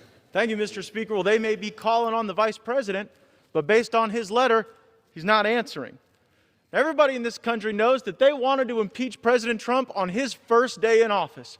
And it looks like they're going to want to impeach him on his last day, too. But all he did in the middle was rescue our economy, rebuild our military, reform the VA, and reduce America's involvement in foreign wars. Now, I join the bipartisan caucus condemning the violence that we saw at our Capitol, but the hypocrisy is just downright disorienting. President Trump called for protests that would be peaceful and patriotic. He got labeled a national security threat. Yet the gentlelady from California can call on her supporters to get physical and in the faces of Republicans, and she gets the chairmanship of the Financial Services Committee.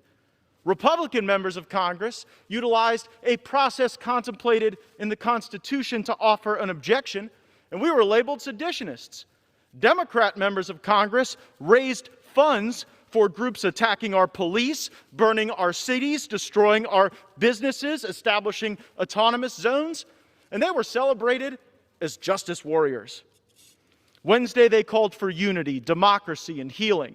Now, just days later, seeking power and political advantage, the Democrats have reverted to the mean. They've gone back to their natural state, the party of impeachment, removal, and division.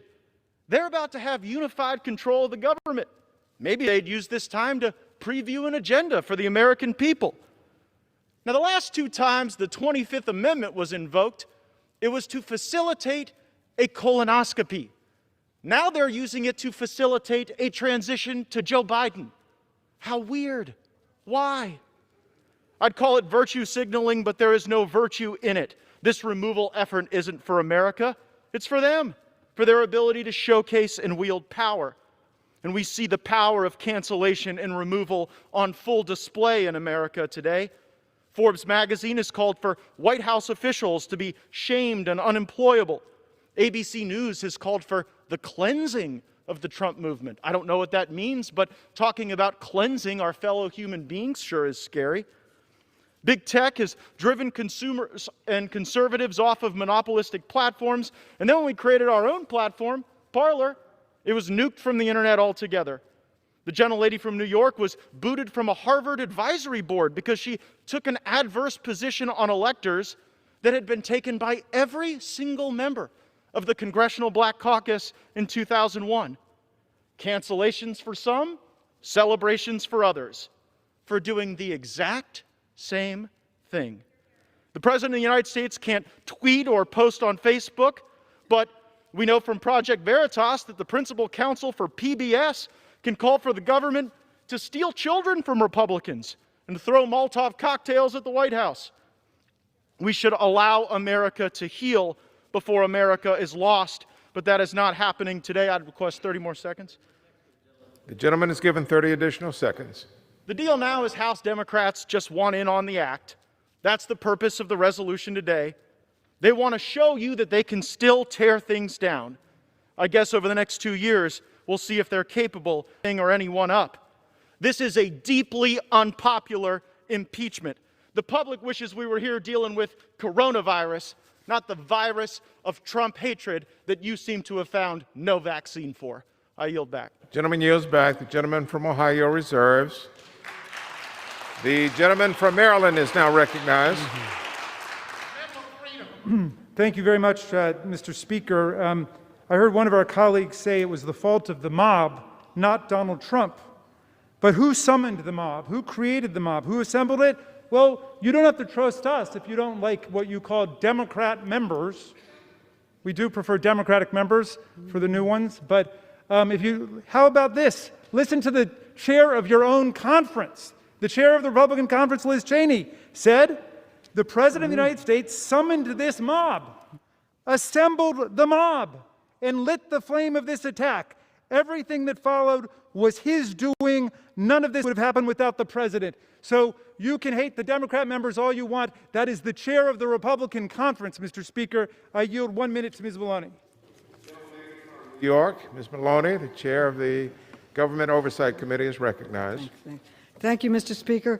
Like all of us in this chamber, the Vice President and the Cabinet swore in their oaths of office to protect and defend the Constitution from enemies, foreign and domestic.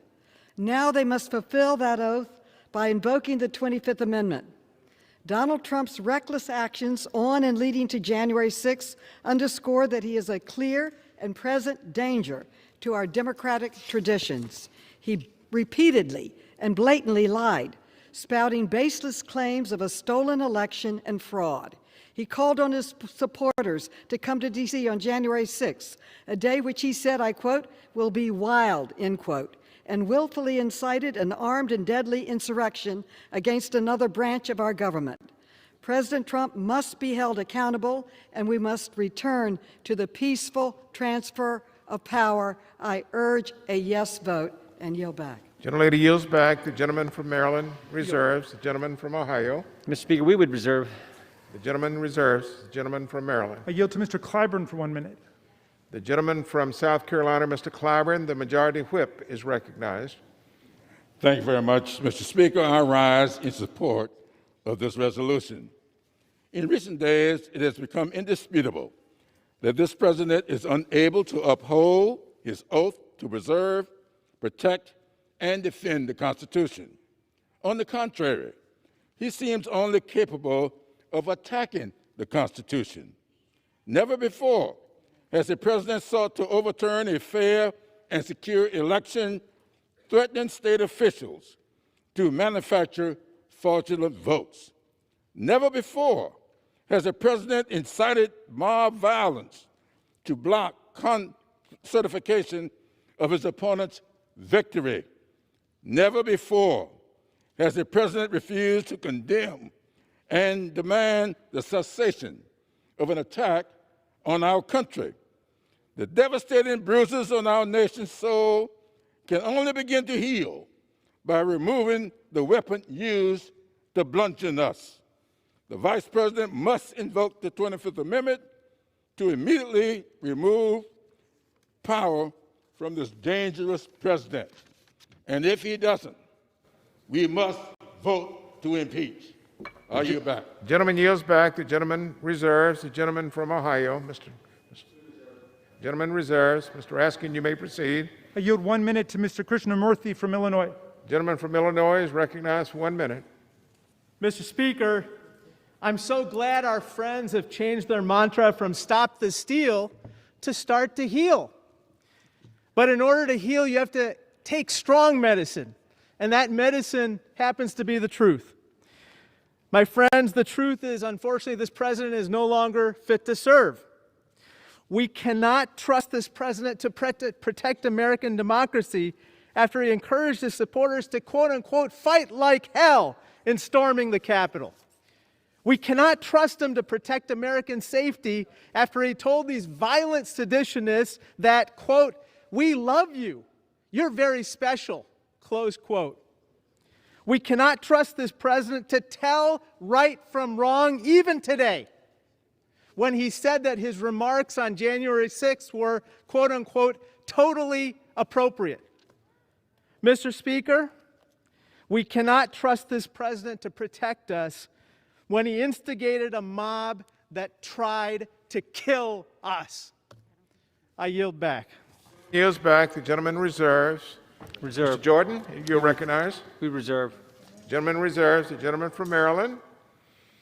I yield 45 seconds to Mr. Soto from Florida.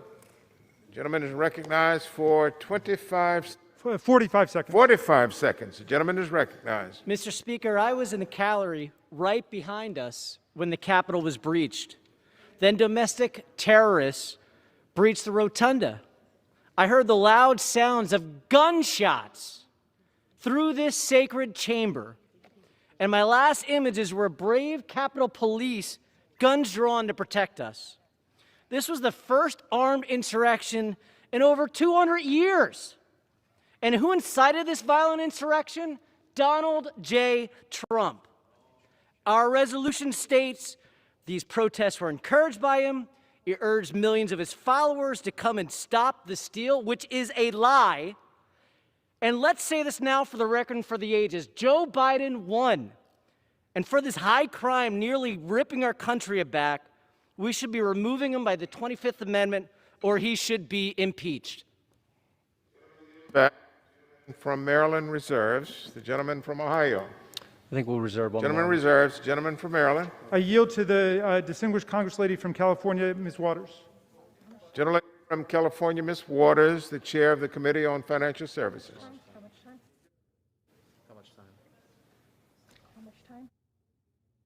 Are you yielding, Mr. Raskin? 1 minute. Gentleman yields to the gentlelady. 1 minute.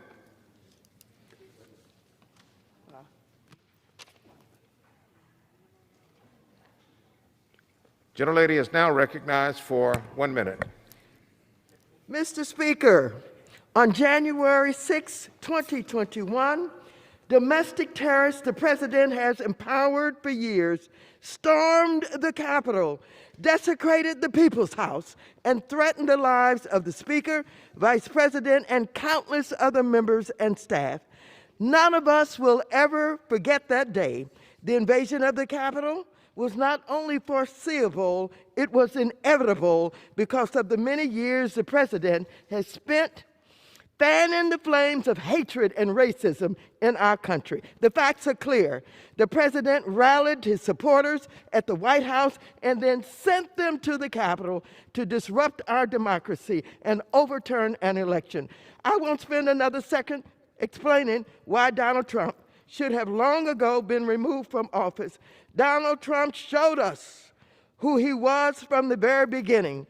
Too many people turned a blind eye. And last Wednesday, our country paid the price. I yield back the balance of my He yields time. back. Go. I'm gonna go. How much time do both sides have remaining, please? The gentleman from Maryland is advised that he has 7 3/4 minutes remaining. The gentleman from Ohio has 8 minutes remaining. I reserve. The gentleman reserves. Mr. Speaker, I yield Gentleman from Ohio.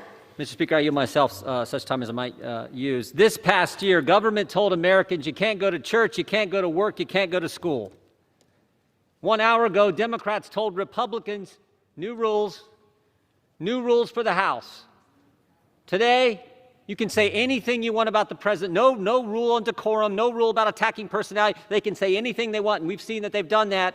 Today on the floor, got to wear a mask. If your mask comes below your nose, you're going to get fined. And in order to come in here and debate and represent, constitutionally represent your constituents, the 750,000 people we all get the privilege of serving, you had to walk through a metal detector. And they did all those changes with less than 40 minutes of debate. And tomorrow, they're going to impeach a president who is leaving office in 8 days. 8 days before there will be a peaceful transfer of power, just like there has been every other time in American history. But they're going to do impeachment. They're going to do it. again. They've been obsessed with it. It is truly an obsession. People on the Democrat side started calling for impeachment the day President Trump was inaugurated. They attacked him before he even won the first election, before he won in 2016. They attacked him that summer when they started their investigation. This is scary where this goes, because this is more than about impeaching the President of the United States. This is about canceling the President and canceling all the people you guys disagree with. That's what scares me more than anything. We have seen it play out over the past several days. I never thought I'd see the things that we are now witnessing. And I don't know where it ends. But I tell you what, it should scare us all. And I said this in the Judiciary Committee, and the gentleman from Maryland will remember this. The cancel culture doesn't just go after conservatives and Republicans. It won't just stop there. It'll come for us all. That's what's frightening. And I hope you all recognize that. And at some point, we can unite and actually do things that help those folks back home that we all get the privilege of representing. Reserve our time, Mr. Speaker. Gentleman reserves. Gentleman from Maryland. Thank you. The cancel culture of violent white supremacy tried to cancel out all of our lives last Wednesday. I yield 1 minute to Congressman Panetta. Gentleman from California, Mr. Speaker, on January 7th at 4 in the morning, I was right outside those doors where 14 hours earlier, a rioter was shot as she violently tried to enter this chamber. It was in that early morning and at that location that I had a brief conversation with Vice President Mike Pence, right after we finished certifying the Electoral College. I was proud that we did our job that morning, despite the violence we experienced earlier that day. But I knew that was not enough because of the seditious actions by President Trump before that riot and his inaction during that riot. So I said to the Vice President, it's up to you to keep us safe. Tonight, with the President still in office, I'm beyond asking. I'm legislating to compel the Vice President to convene the Cabinet to conclude that the President is not just unable, but clearly he is unwilling and unworthy to discharge his duties. So through this legislation, I ask my colleagues to call on the Vice President to invoke the 25th Amendment, yes, to keep us safe and keep this nation secure. Thank you, Mr. Speaker. I yield back. Gentleman yields back. The gentleman reserves. Yes. Gentleman from Ohio. Recognize the gentlelady from New Mexico, Ms. Harrell, for 1 minute. Gentlelady from New Mexico is recognized for 1 minute. Thank you, Mr. Speaker. I rise in opposition to the misuse of the 25th Amendment. To preserve separation of powers, the authors of the 25th Amendment correctly intended Section 4 to be initiated by the Vice President, not by the request of Congress. Process concerns aside, the fact is removing the President from office will not heal our nation.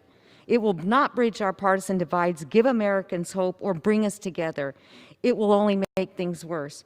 With just days away until President Trump leaves the White House and just days into our new Congress, we have more important things to do. We should be working to hold big tech accountable. We should be working to help families and small businesses get through the pandemic. We should be working on jobs, on infrastructure, on energy, and all the other issues our constituents sent us here to address. I am appalled by the violence that took place here last week. Those who assaulted police officers and forced their way into these hallowed halls are responsible for their criminal acts and must be brought to justice. I cannot support the the 25th Amendment. But I'm also tired of the double standard, the double talk, and the double trouble that we've brought upon the American people, and we have got to stand for our Constitution. This is our Nehemiah moment, and we better take for granted. Thank you. I yield back. Gentlelady yields back. Gentleman reserves. Gentleman from Ohio. Reserve. Gentleman reserves. Mr. Raskin. I yield to Dr. Bera, 45 seconds. The gentleman is recognized for 45 seconds. Mr. Speaker, just over a week ago, we all took the oath of office, all of us, Democrats and Republicans, and part of that oath was to support and defend the Constitution against all enemies, both foreign and domestic. It's quite clear what happened last Wednesday, a domestic attack on our government, a domestic attack on this body. Republicans have already acknowledged who instigated the attack. The lead instigator was the President of the United States. Now, it is our solemn duty to uphold that oath, to defend our Constitution against all enemies, foreign and domestic. There is nothing more solemn than what we have to do. If my colleagues don't want to instigate the 25th Amendment, that's one mechanism. We'll give you an opportunity tomorrow to impeach the president. That's our duty. That's what we have to do. Let's uphold our oath. And I yield back. Gentleman yields back. The gentleman from Maryland reserves. The gentleman from Ohio. We reserve, Mr. Gentleman Speaker. reserves. Gentleman from Maryland. I yield 45 seconds to Mr. Gomez. 45 seconds is yielded to Mr. Gomez.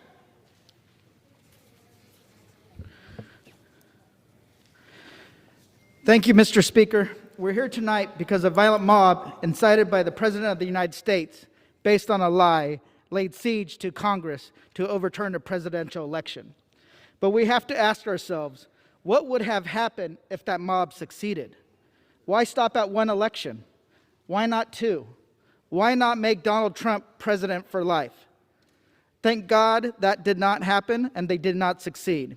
However, even after that terrible day of January 6, 2021, Donald Trump is still using the lie of a stolen election to turn American against American for his own selfish ends. I believe even with only a few days left in office that Donald Trump is still a danger to our republic and must be removed immediately. And as a fact, and then as an example, today the Joint Chiefs of Staff issued a statement support. Seconds to the gentleman. Gentleman is granted an additional 10 seconds. And today the Joint Chiefs of Staff issued a statement reaffirming their devotion to the rule of law and affirming that Joe Biden will be the 46th President of the United States. With that, I yield back. Gentleman yields back. Mr. Raskin, you reserve. Gentleman from Ohio. We reserve. Gentleman reserves. I yield 1 minute to Ms. Velasquez from New York. Gentlelady from New York, the chair of the Committee on Small Business, is recognized for 1 minute.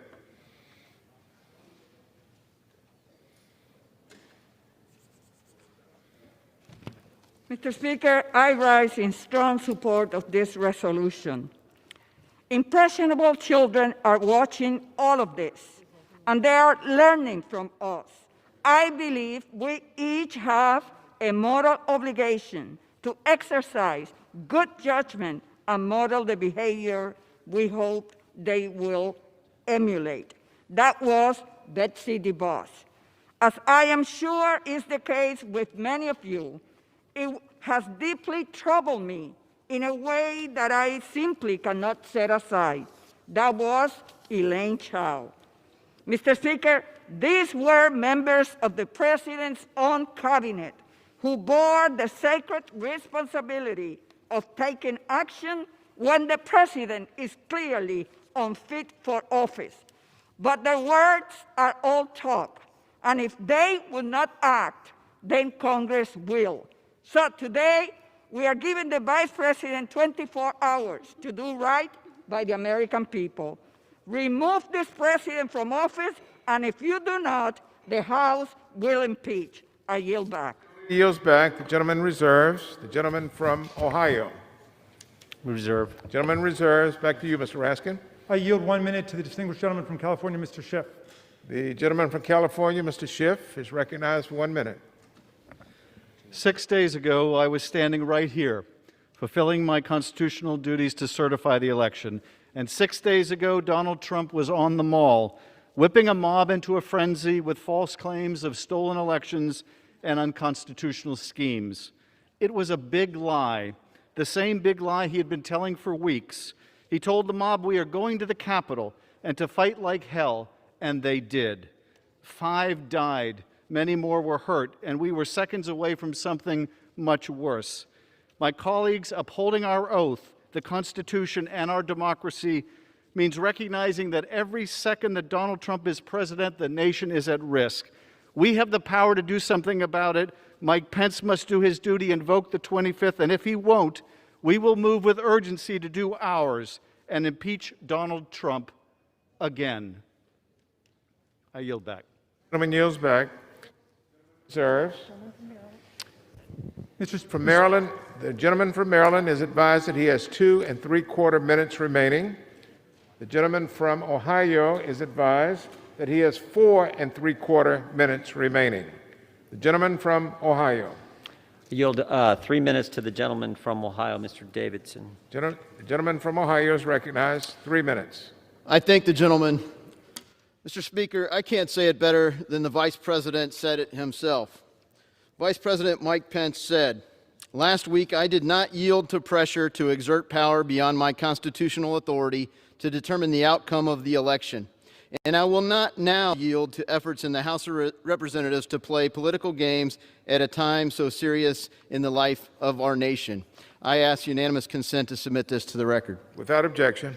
I thank the Vice President for his excellent leadership, for his professionalism, and frankly, for his faithfulness to our Constitution. Not only would it be an abuse of the 25th Amendment for Mike Pence to invoke it to make a political statement, it's clearly not our role in Congress to do what we're doing here tonight, or is proposed to do by the majority. Speaker Pelosi claims that President Trump incited the mob that attacked the Capitol at a rally. Well, as Mr. McClintock spoke earlier, he read the president's statement. He encouraged people to come peacefully and patriotically. The Washington Post is reporting something that I would hope that our chairman of the Intel Committee would know about. The FBI report warned of war at the Capitol the day before the attack on our Capitol. I'm curious how someone proposes that the president incited the mob at a rally the day before the rally. I ask unanimous consent the article be submitted to the record. Without objection. You know, others are reporting a timeline that has the breach out of sync as well, but that highlights the importance. There's far too little that we know about this attack on our Capitol. Here's what we do know. No one has defended this attack on our Capitol. On our contrary, we are missing, willfully missing, in my opinion, a moment of extreme unity in our nation, just like was willfully done earlier this year. At a time of great political and partisan division, even seething anger, one thing all Americans seem to agree on: these attacks were wrong. The president condemned them. He discouraged violence, not just on January 6th, but on other days throughout the year, as he talked about law and order, as he talked about something that we finally seem to agree on, that there is a clear distinction between the Constitution's First Amendment protection of the right to assemble peaceably and riots. Criminal, unlawful riots. There's a distinction between rioters and protesters, and frankly, it took us months to agree on that as a body in Congress, but the people of the United States of America agreed to it. They understood it. So I encourage my colleagues across the political spectrum, the members of Congress here gathered together today and tomorrow, to stand united and move forward with the agreement our country has. This was wrong, and it was not. The gentleman from Ohio. 30, additional. Gentleman from Ohio reserves. Reserve. Gentleman from Maryland. 3/4 of a minute to Mr. Espaillat from New York. Gentleman from New York, Mr. Espaillat, is recognized for 45 seconds. Thank you, Mr. Speaker. We've all known for a while now, but this past week it has become undeniably clear Donald J. Trump is unfit. To the Secretary of Agriculture, Defense, Commerce, and Education and Transportation, he is unfit. To the Secretaries of Human Services, Homeland Security, Housing, Interior, and Labor, he is unfit. To the Attorney General, he is unfit. To the Vice President of the United States, he summons his goons. They shed their hoods and came with their racist Confederate flag to assassinate him, to assassinate the Vice President. He is unfit. Invoke the 25th Amendment. If not, we will impeach him tomorrow. And I yield back. Goes back. The gentleman reserves. Gentleman from Ohio reserves. Mr. Raskin. I'm yielding 45 seconds to Mr. Davis of Illinois. The gentleman from Illinois, Mr. Danny Davis, recognized for 45 seconds. Thank you, Mr. Speaker.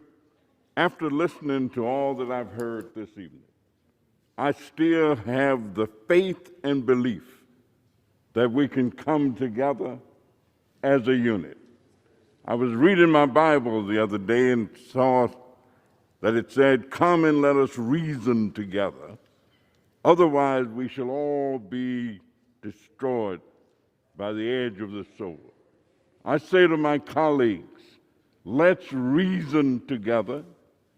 You cannot erase truth with a lie. You cannot pretend that what has happened did not happen. Yes, we ought to have a president, but it's time for this one to go. I urge passage of this resolution and agree wholeheartedly. The gentleman yields back. The gentleman reserves. The gentleman from Ohio. We reserve. He reserves. Mr. Raskin? I yield 45 seconds to the distinguished gentleman from California, Mr. Thompson. Mr. Thompson is recognized for 45 seconds.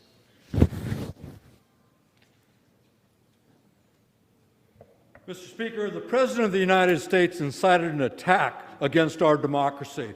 For months, he ginned up his supporters with lies about our election and incited them to violence. On the 6th of January, he unleashed a mob on the Capitol. The President must be held accountable for this vile attack. He knew what he was doing, and now 5 people are dead. Congress will not be intimidated. America will not succumb to mob rule. The Vice President can initiate removal of the President who's unfit for office, and this President is unfit. He must be removed. I urge a yes vote on this resolution, and I urge a yes vote on impeachment tomorrow. And I yield back. Gentleman yields back. My time. The gentleman from Maryland reserves. Do you reserve? But we have one last speaker. Is the gentleman prepared to close? I'm prepared to close. Ohio prepared to close? Ohio is recognized. I thought you had one last speaker. But we'll go after you. Oh, no, I know you We'll closed. close on my speaker. Okay, okay. Thank you, Mr. Speaker. What happened at the Capitol on January 6th was as wrong can be. It's not what America's about. And we condemn this violence. We commend the men and women of the Capitol Police for their bravery, and we mourn the loss of those lives that were taken last week. Republicans have been consistent. We condemned the violence last summer. We condemned the violence last week. Democrats have been consistent about one thing: their endless quest to overturn the 2016 election. I mean, they're still trying to overturn the 2016 election after the 2020 election. This has been an obsession with you guys. In the first round, the first impeachment, based on the anonymous whistleblower that the country couldn't, you tried to remove President Trump from office based on a guy that we weren't even allowed to see, know who he or she was, couldn't cross-examine him, anonymous whistleblower with no firsthand knowledge, who was biased against the president and who worked, interestingly enough, for Joe Biden. So continuing this quest is not, as has been said so many times on the floor tonight, not what the country needs. Not what the country needs, particularly after the year the country has lived through. So I hope we will not vote for this, that this thing will go down, and I urge my colleagues to vote against the resolution sponsored by the gentleman from Maryland. With that, we yield back. Gentleman yields back. Mr. Raskin? And Mr. Speaker, I yield the remainder of my time, which I think is 47 seconds, to the distinguished chairman of the Agriculture Committee, Mr. Scott of Georgia. The gentleman from Georgia is allowed 30 seconds to close. Well, thank you for that, Mr. Speaker, but what we're discussing tonight, isn't about us. It's about the will of the American people. They're brokenhearted. They're crying. They're discouraged. And the overwhelming number of American people want this president out of office now. This is why we got to do it now. We got to heal the wounds. The longer that president is over there, the more we're tearing the heart and soul out of the American people. Let us do it now. The gentleman's time has expired. All time for debate has now expired. Pursuant to House Resolution 38, the previous question is ordered on the resolution and on the preamble as amended. The question is on adoption of the resolution. Those in favor say aye. Those opposed, no. The ayes have it. The ayes have it. The resolution is agreed to. Mr. Speaker, I'd ask for a recorded vote. Pursuant to Section 3 of the House Resolution 8, the yeas and nays are ordered. Members will record their votes by electronic device.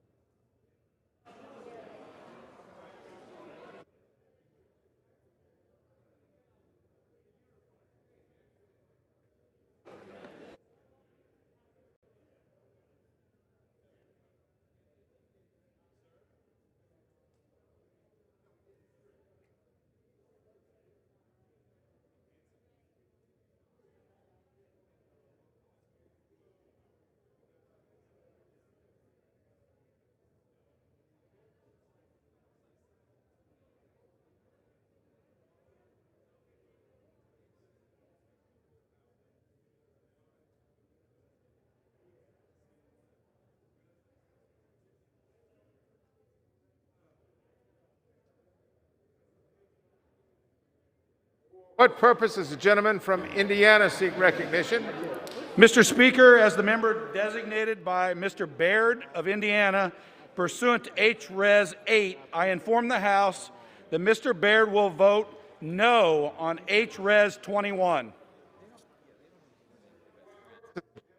Maryland seek recognition. Mr. Speaker, as the member designated by Ms. Alma Adams of North Carolina, pursuant to H-Res 8, I inform the House that Ms. Adams will vote yes on H-Res 21.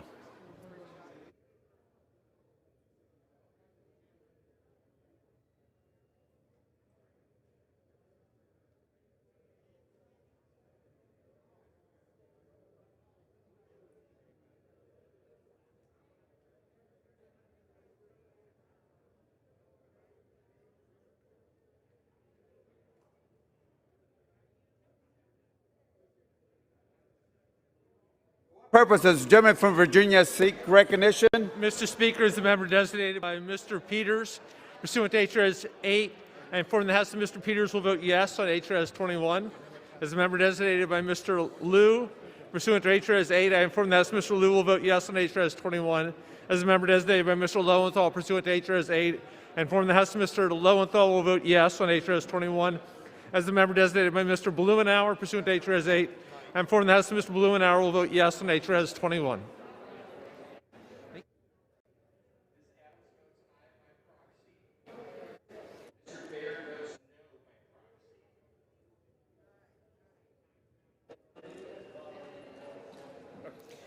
For what purposes, gentleman from California seek recognition. As the member designated by Mr. Vela, pursuant to H-Res 8, I inform the House that Mr. Vela will vote aye on H-Res 21.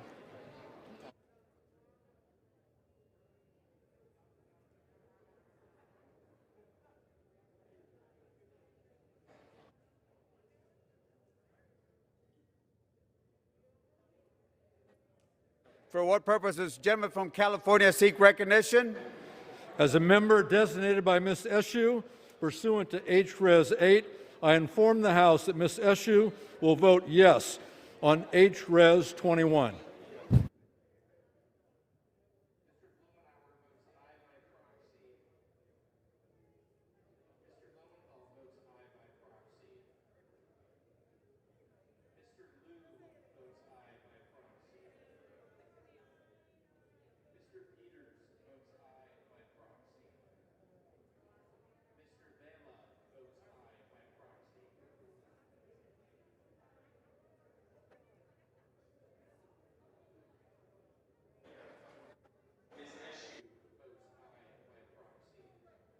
For what purpose does the gentlewoman from Virginia seek recognition? Thank you, Mr. Speaker. As the member designated by Mr. McEachin pursuant to HRes 8, I inform the House that Mr. McEachin will vote yes on HRes 21.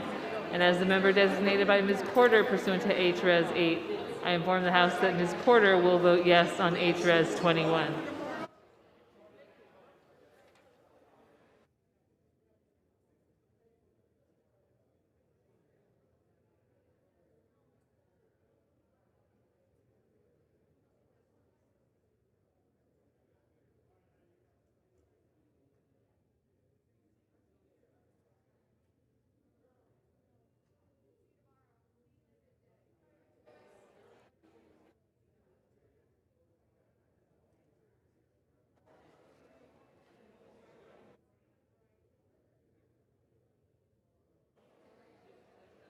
For what purpose does the gentleman from New York seek recognition? As the member designated by Chairwoman Eddie Bernice Johnson pursuant to HRes 8, I inform the House that Chairwoman Johnson will vote yea on HRes 21. As the member designated by Chairman Jerry Nadler pursuant to HRes 8, I inform the House that Chairman Nadler will vote yea on HRes 21.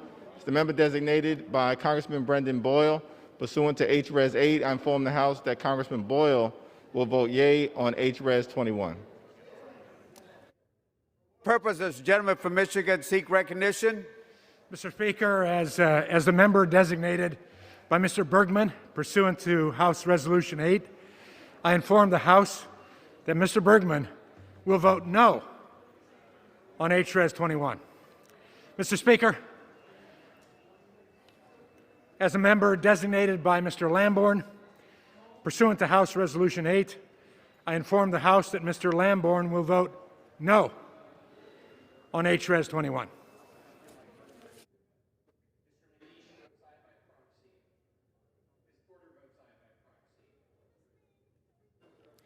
For what purpose does the gentlewoman from Maine seek recognition? As a member designated by Ms. Custer, pursuant to HRes 8, I inform the House that Ms. Custer will vote yea on HRes 21.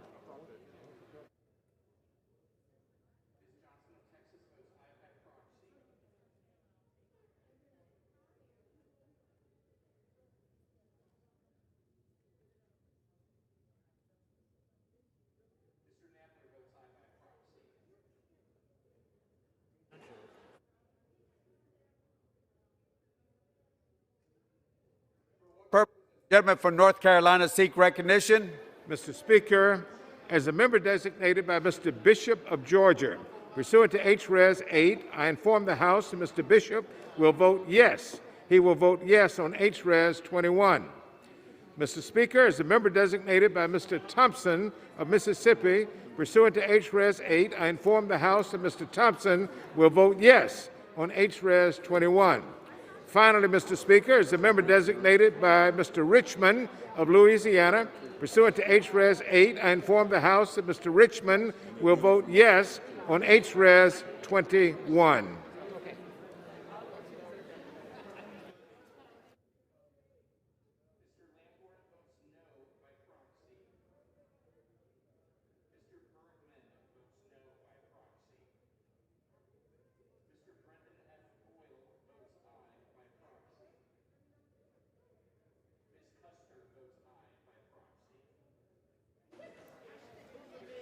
For what purpose does the gentlewoman from Massachusetts seek recognition?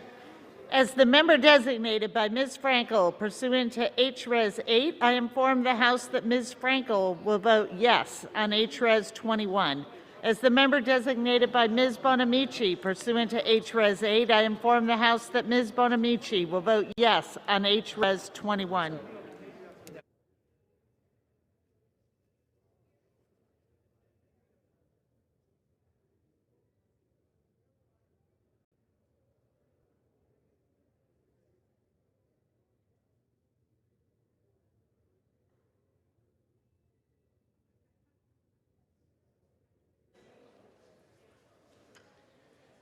For what purpose does the gentleman from Texas seek recognition? Mr. Speaker, as the member designated by, let's see, who am I? pursuant to HRes 8, I inform the House that Ms. Fletcher will vote aye on HRes 21.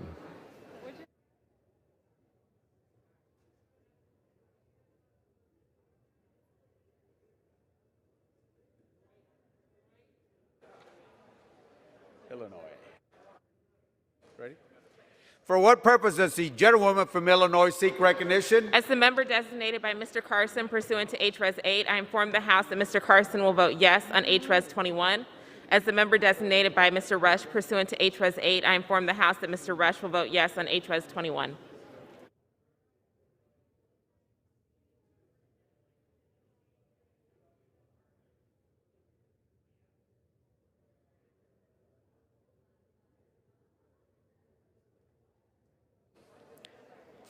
For what purpose does the gentleman from Maryland seek recognition? As the member designated by Ms. Jayapal pursuant to House Resolution 8, I inform the House Ms. Jayapal will vote aye on House Resolution 21.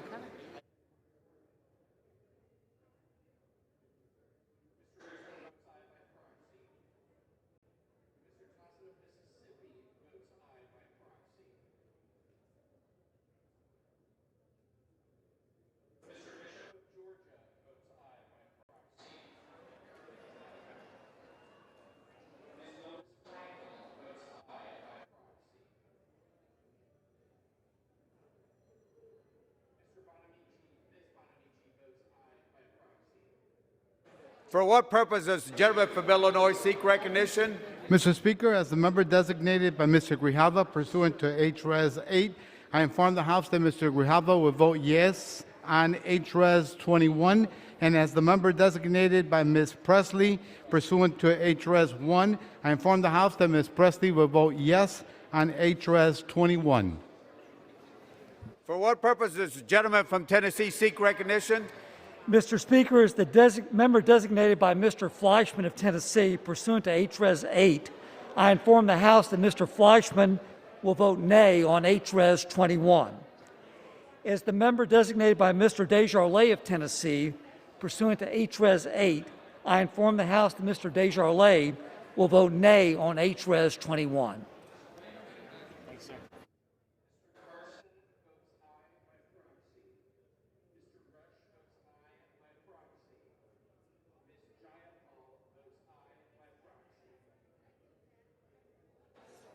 For what purpose does the gentleman from New Jersey seek recognition? Mr. Speaker, as the member designated by Ms. Bonnie Watson Coleman pursuant to HRes 8, I inform the House that Ms. Watson Coleman will vote yes on HRes 21. And as the member designated by Mr. Albio Series pursuant to HRes 8, I inform the House that Mr. Series will vote yes on HRes 21. And as the member designated by Mr. Bill Pascrell pursuant to HRes 8, I inform the House that Mr. Pascrell will vote yes on HRes 21. And finally, Mr. Speaker, as the member designated by Mr. Paul Tonko pursuant to HRes 8, I inform the House that Mr. Tonko will vote yes on HRes 21. Thank you.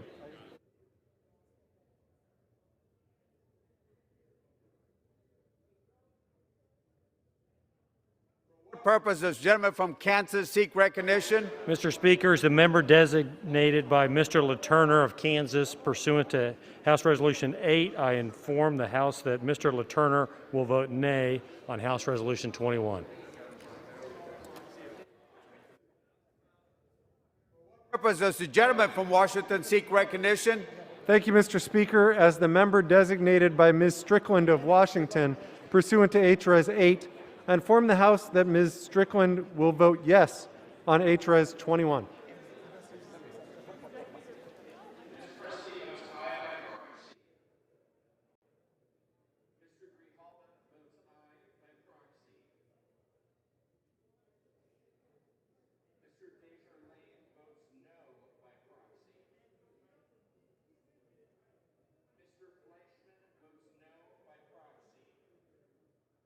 For what purpose does the gentleman from Ohio seek recognition? As a member designated by Mr. Gonzalez of Ohio, pursuant to House Resolution 8, I inform the House that Mr. Gonzalez of Ohio will vote no on HRes 21.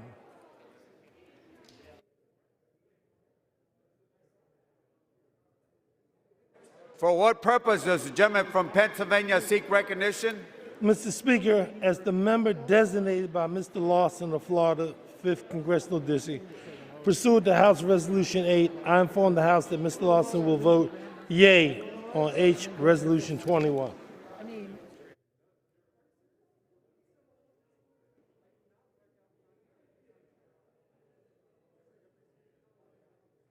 For what purpose does the gentleman from Connecticut seek recognition? Thank you, Mr. Speaker. Mr. Speaker, as the member designated by Mr. Adam Smith of Washington State pursuant to H-Res 8, I inform the House that Mr. Smith will vote yes on H-Res 21.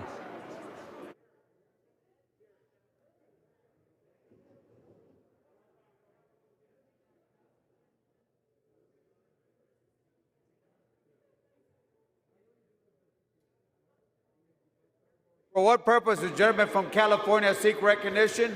Mr. Speaker, as member designated by Congressmember Napolitano, pursuant to House Resolution 8, I inform the House that Congressmember Napolitano will vote yes on H-Res 21.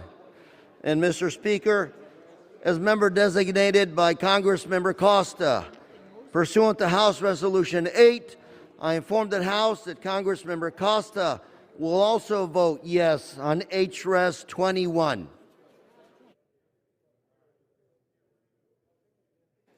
For what purpose does the gentleman from Nebraska seek recognition? Mr. Speaker, as a member designated by Mr. Bill Rackus of Florida, pursuant to H-Res 8, I inform the House that Mr. Bill Rackus will vote nay on H-Res 21.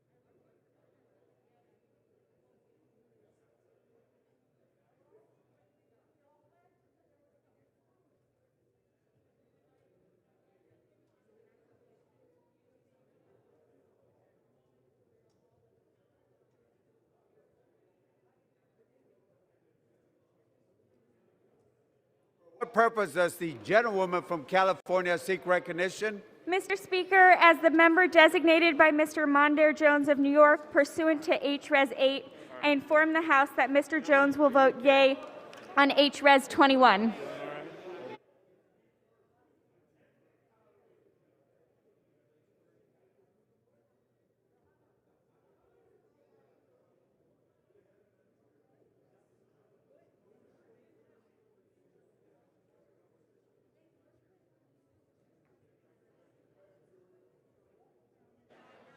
For what purpose does the gentleman from Pennsylvania seek recognition?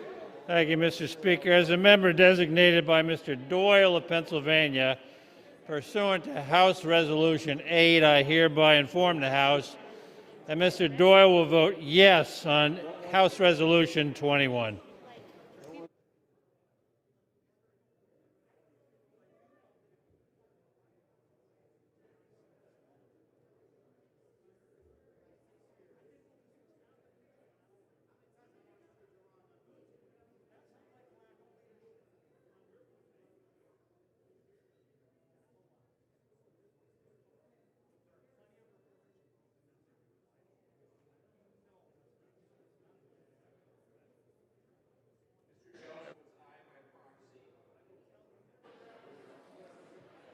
For what purpose does the gentleman from Arizona seek recognition? As a member designated by Representative Kirkpatrick pursuant to H.R. 8, I inform the House that Representative Kirkpatrick will vote aye on H.R. 21.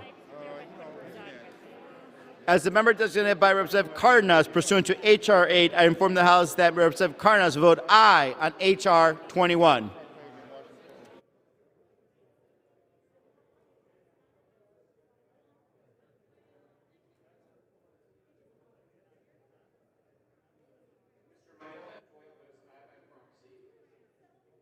For what purpose does the gentleman from New Jersey seek recognition? As the member designated by Mr. Schneider pursuant to H.Res. 8, I inform the House that Mr. Schneider will vote yes on H.Res. 21.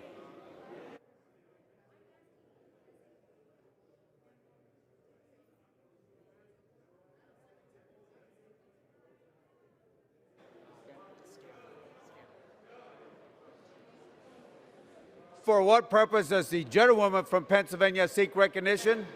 As the member designated by Ms. Wild pursuant to H.Res. 8, I inform the House that Ms. Wild will vote yes on H.Res. 21.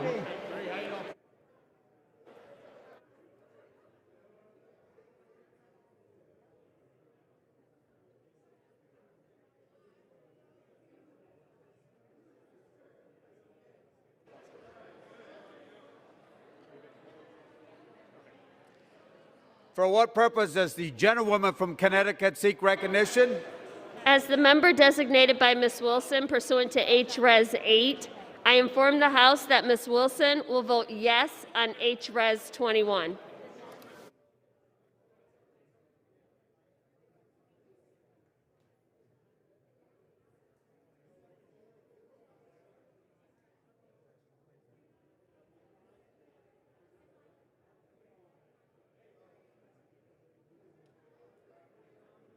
For what purpose does the gentleman from Massachusetts seek recognition? Good evening, Mr. Speaker. As the member designated by the Honorable Mr. James Langevin of Rhode Island,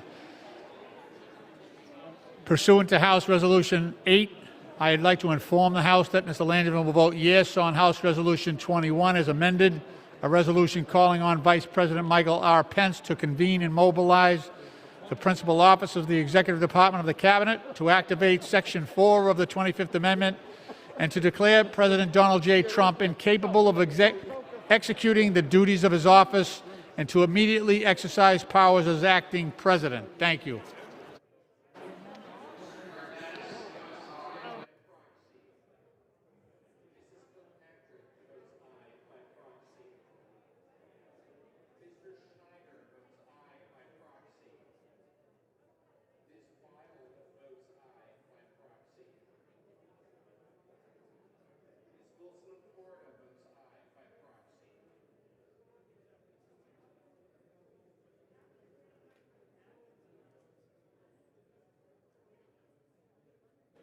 For what purpose does the gentleman from California seek recognition? As the member designated by Congressman Jerry McNerney pursuant to H.Res. 8, I inform the House that Mr. McNerney will vote yes on H.Res. 21.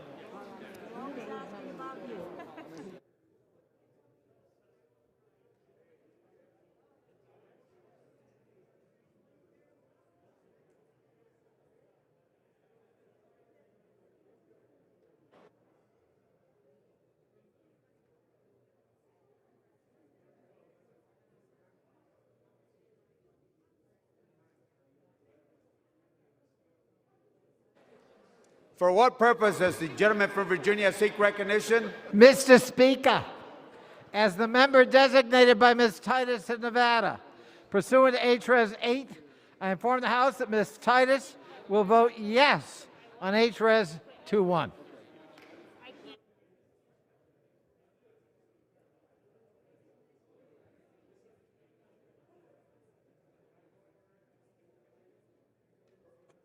Purpose does the gentlewoman from New York seek recognition? Mr. Speaker, as the member designated by Mr. Young of Alaska pursuant to House Resolution 8, I inform the House that Mr. Young will vote nay on adoption of House Resolution 21. Thank you.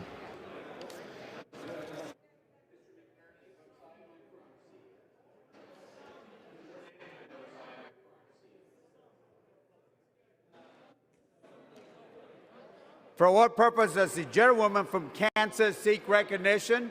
Mr. Speaker, as the member designated by Ms. Lager Fernandez pursuant to H-Res 8, I inform the House that Ms. Lager Fernandez will vote aye on H-Res 21.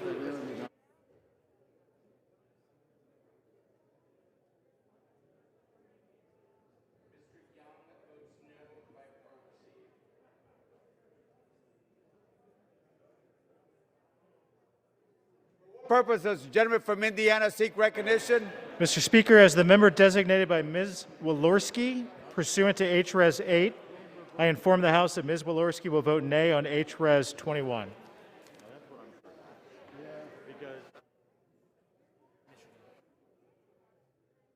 For what purpose does the gentlewoman from Michigan seek recognition? Mr. Speaker, as the member designated by Mrs. Dingle pursuant to H-Res 8, I will inform the House that Mrs. Dingle will vote yea on H-Res 21. As the member designated by Ms. Lee of Nevada pursuant to H-Res 8, I will inform the House that Ms. Lee will vote yea on H-Res 21. As the member designated by Ms. Capter pursuant to H-Res 8, I inform the House that Ms. Capter will vote yea on H-Res 21. As the member designated by Ms. Axney pursuant to H-Res 8, I inform the House that Ms. Axney will vote yea on H-Res 21. For what purpose does the gentlewoman from Florida seek recognition? Thank you, Mr. Speaker. As a member designated by Mr. Buchanan of the state of Florida pursuant to H-Res 8, I inform the House that Mr. Buchanan will vote nay on H-Res 21.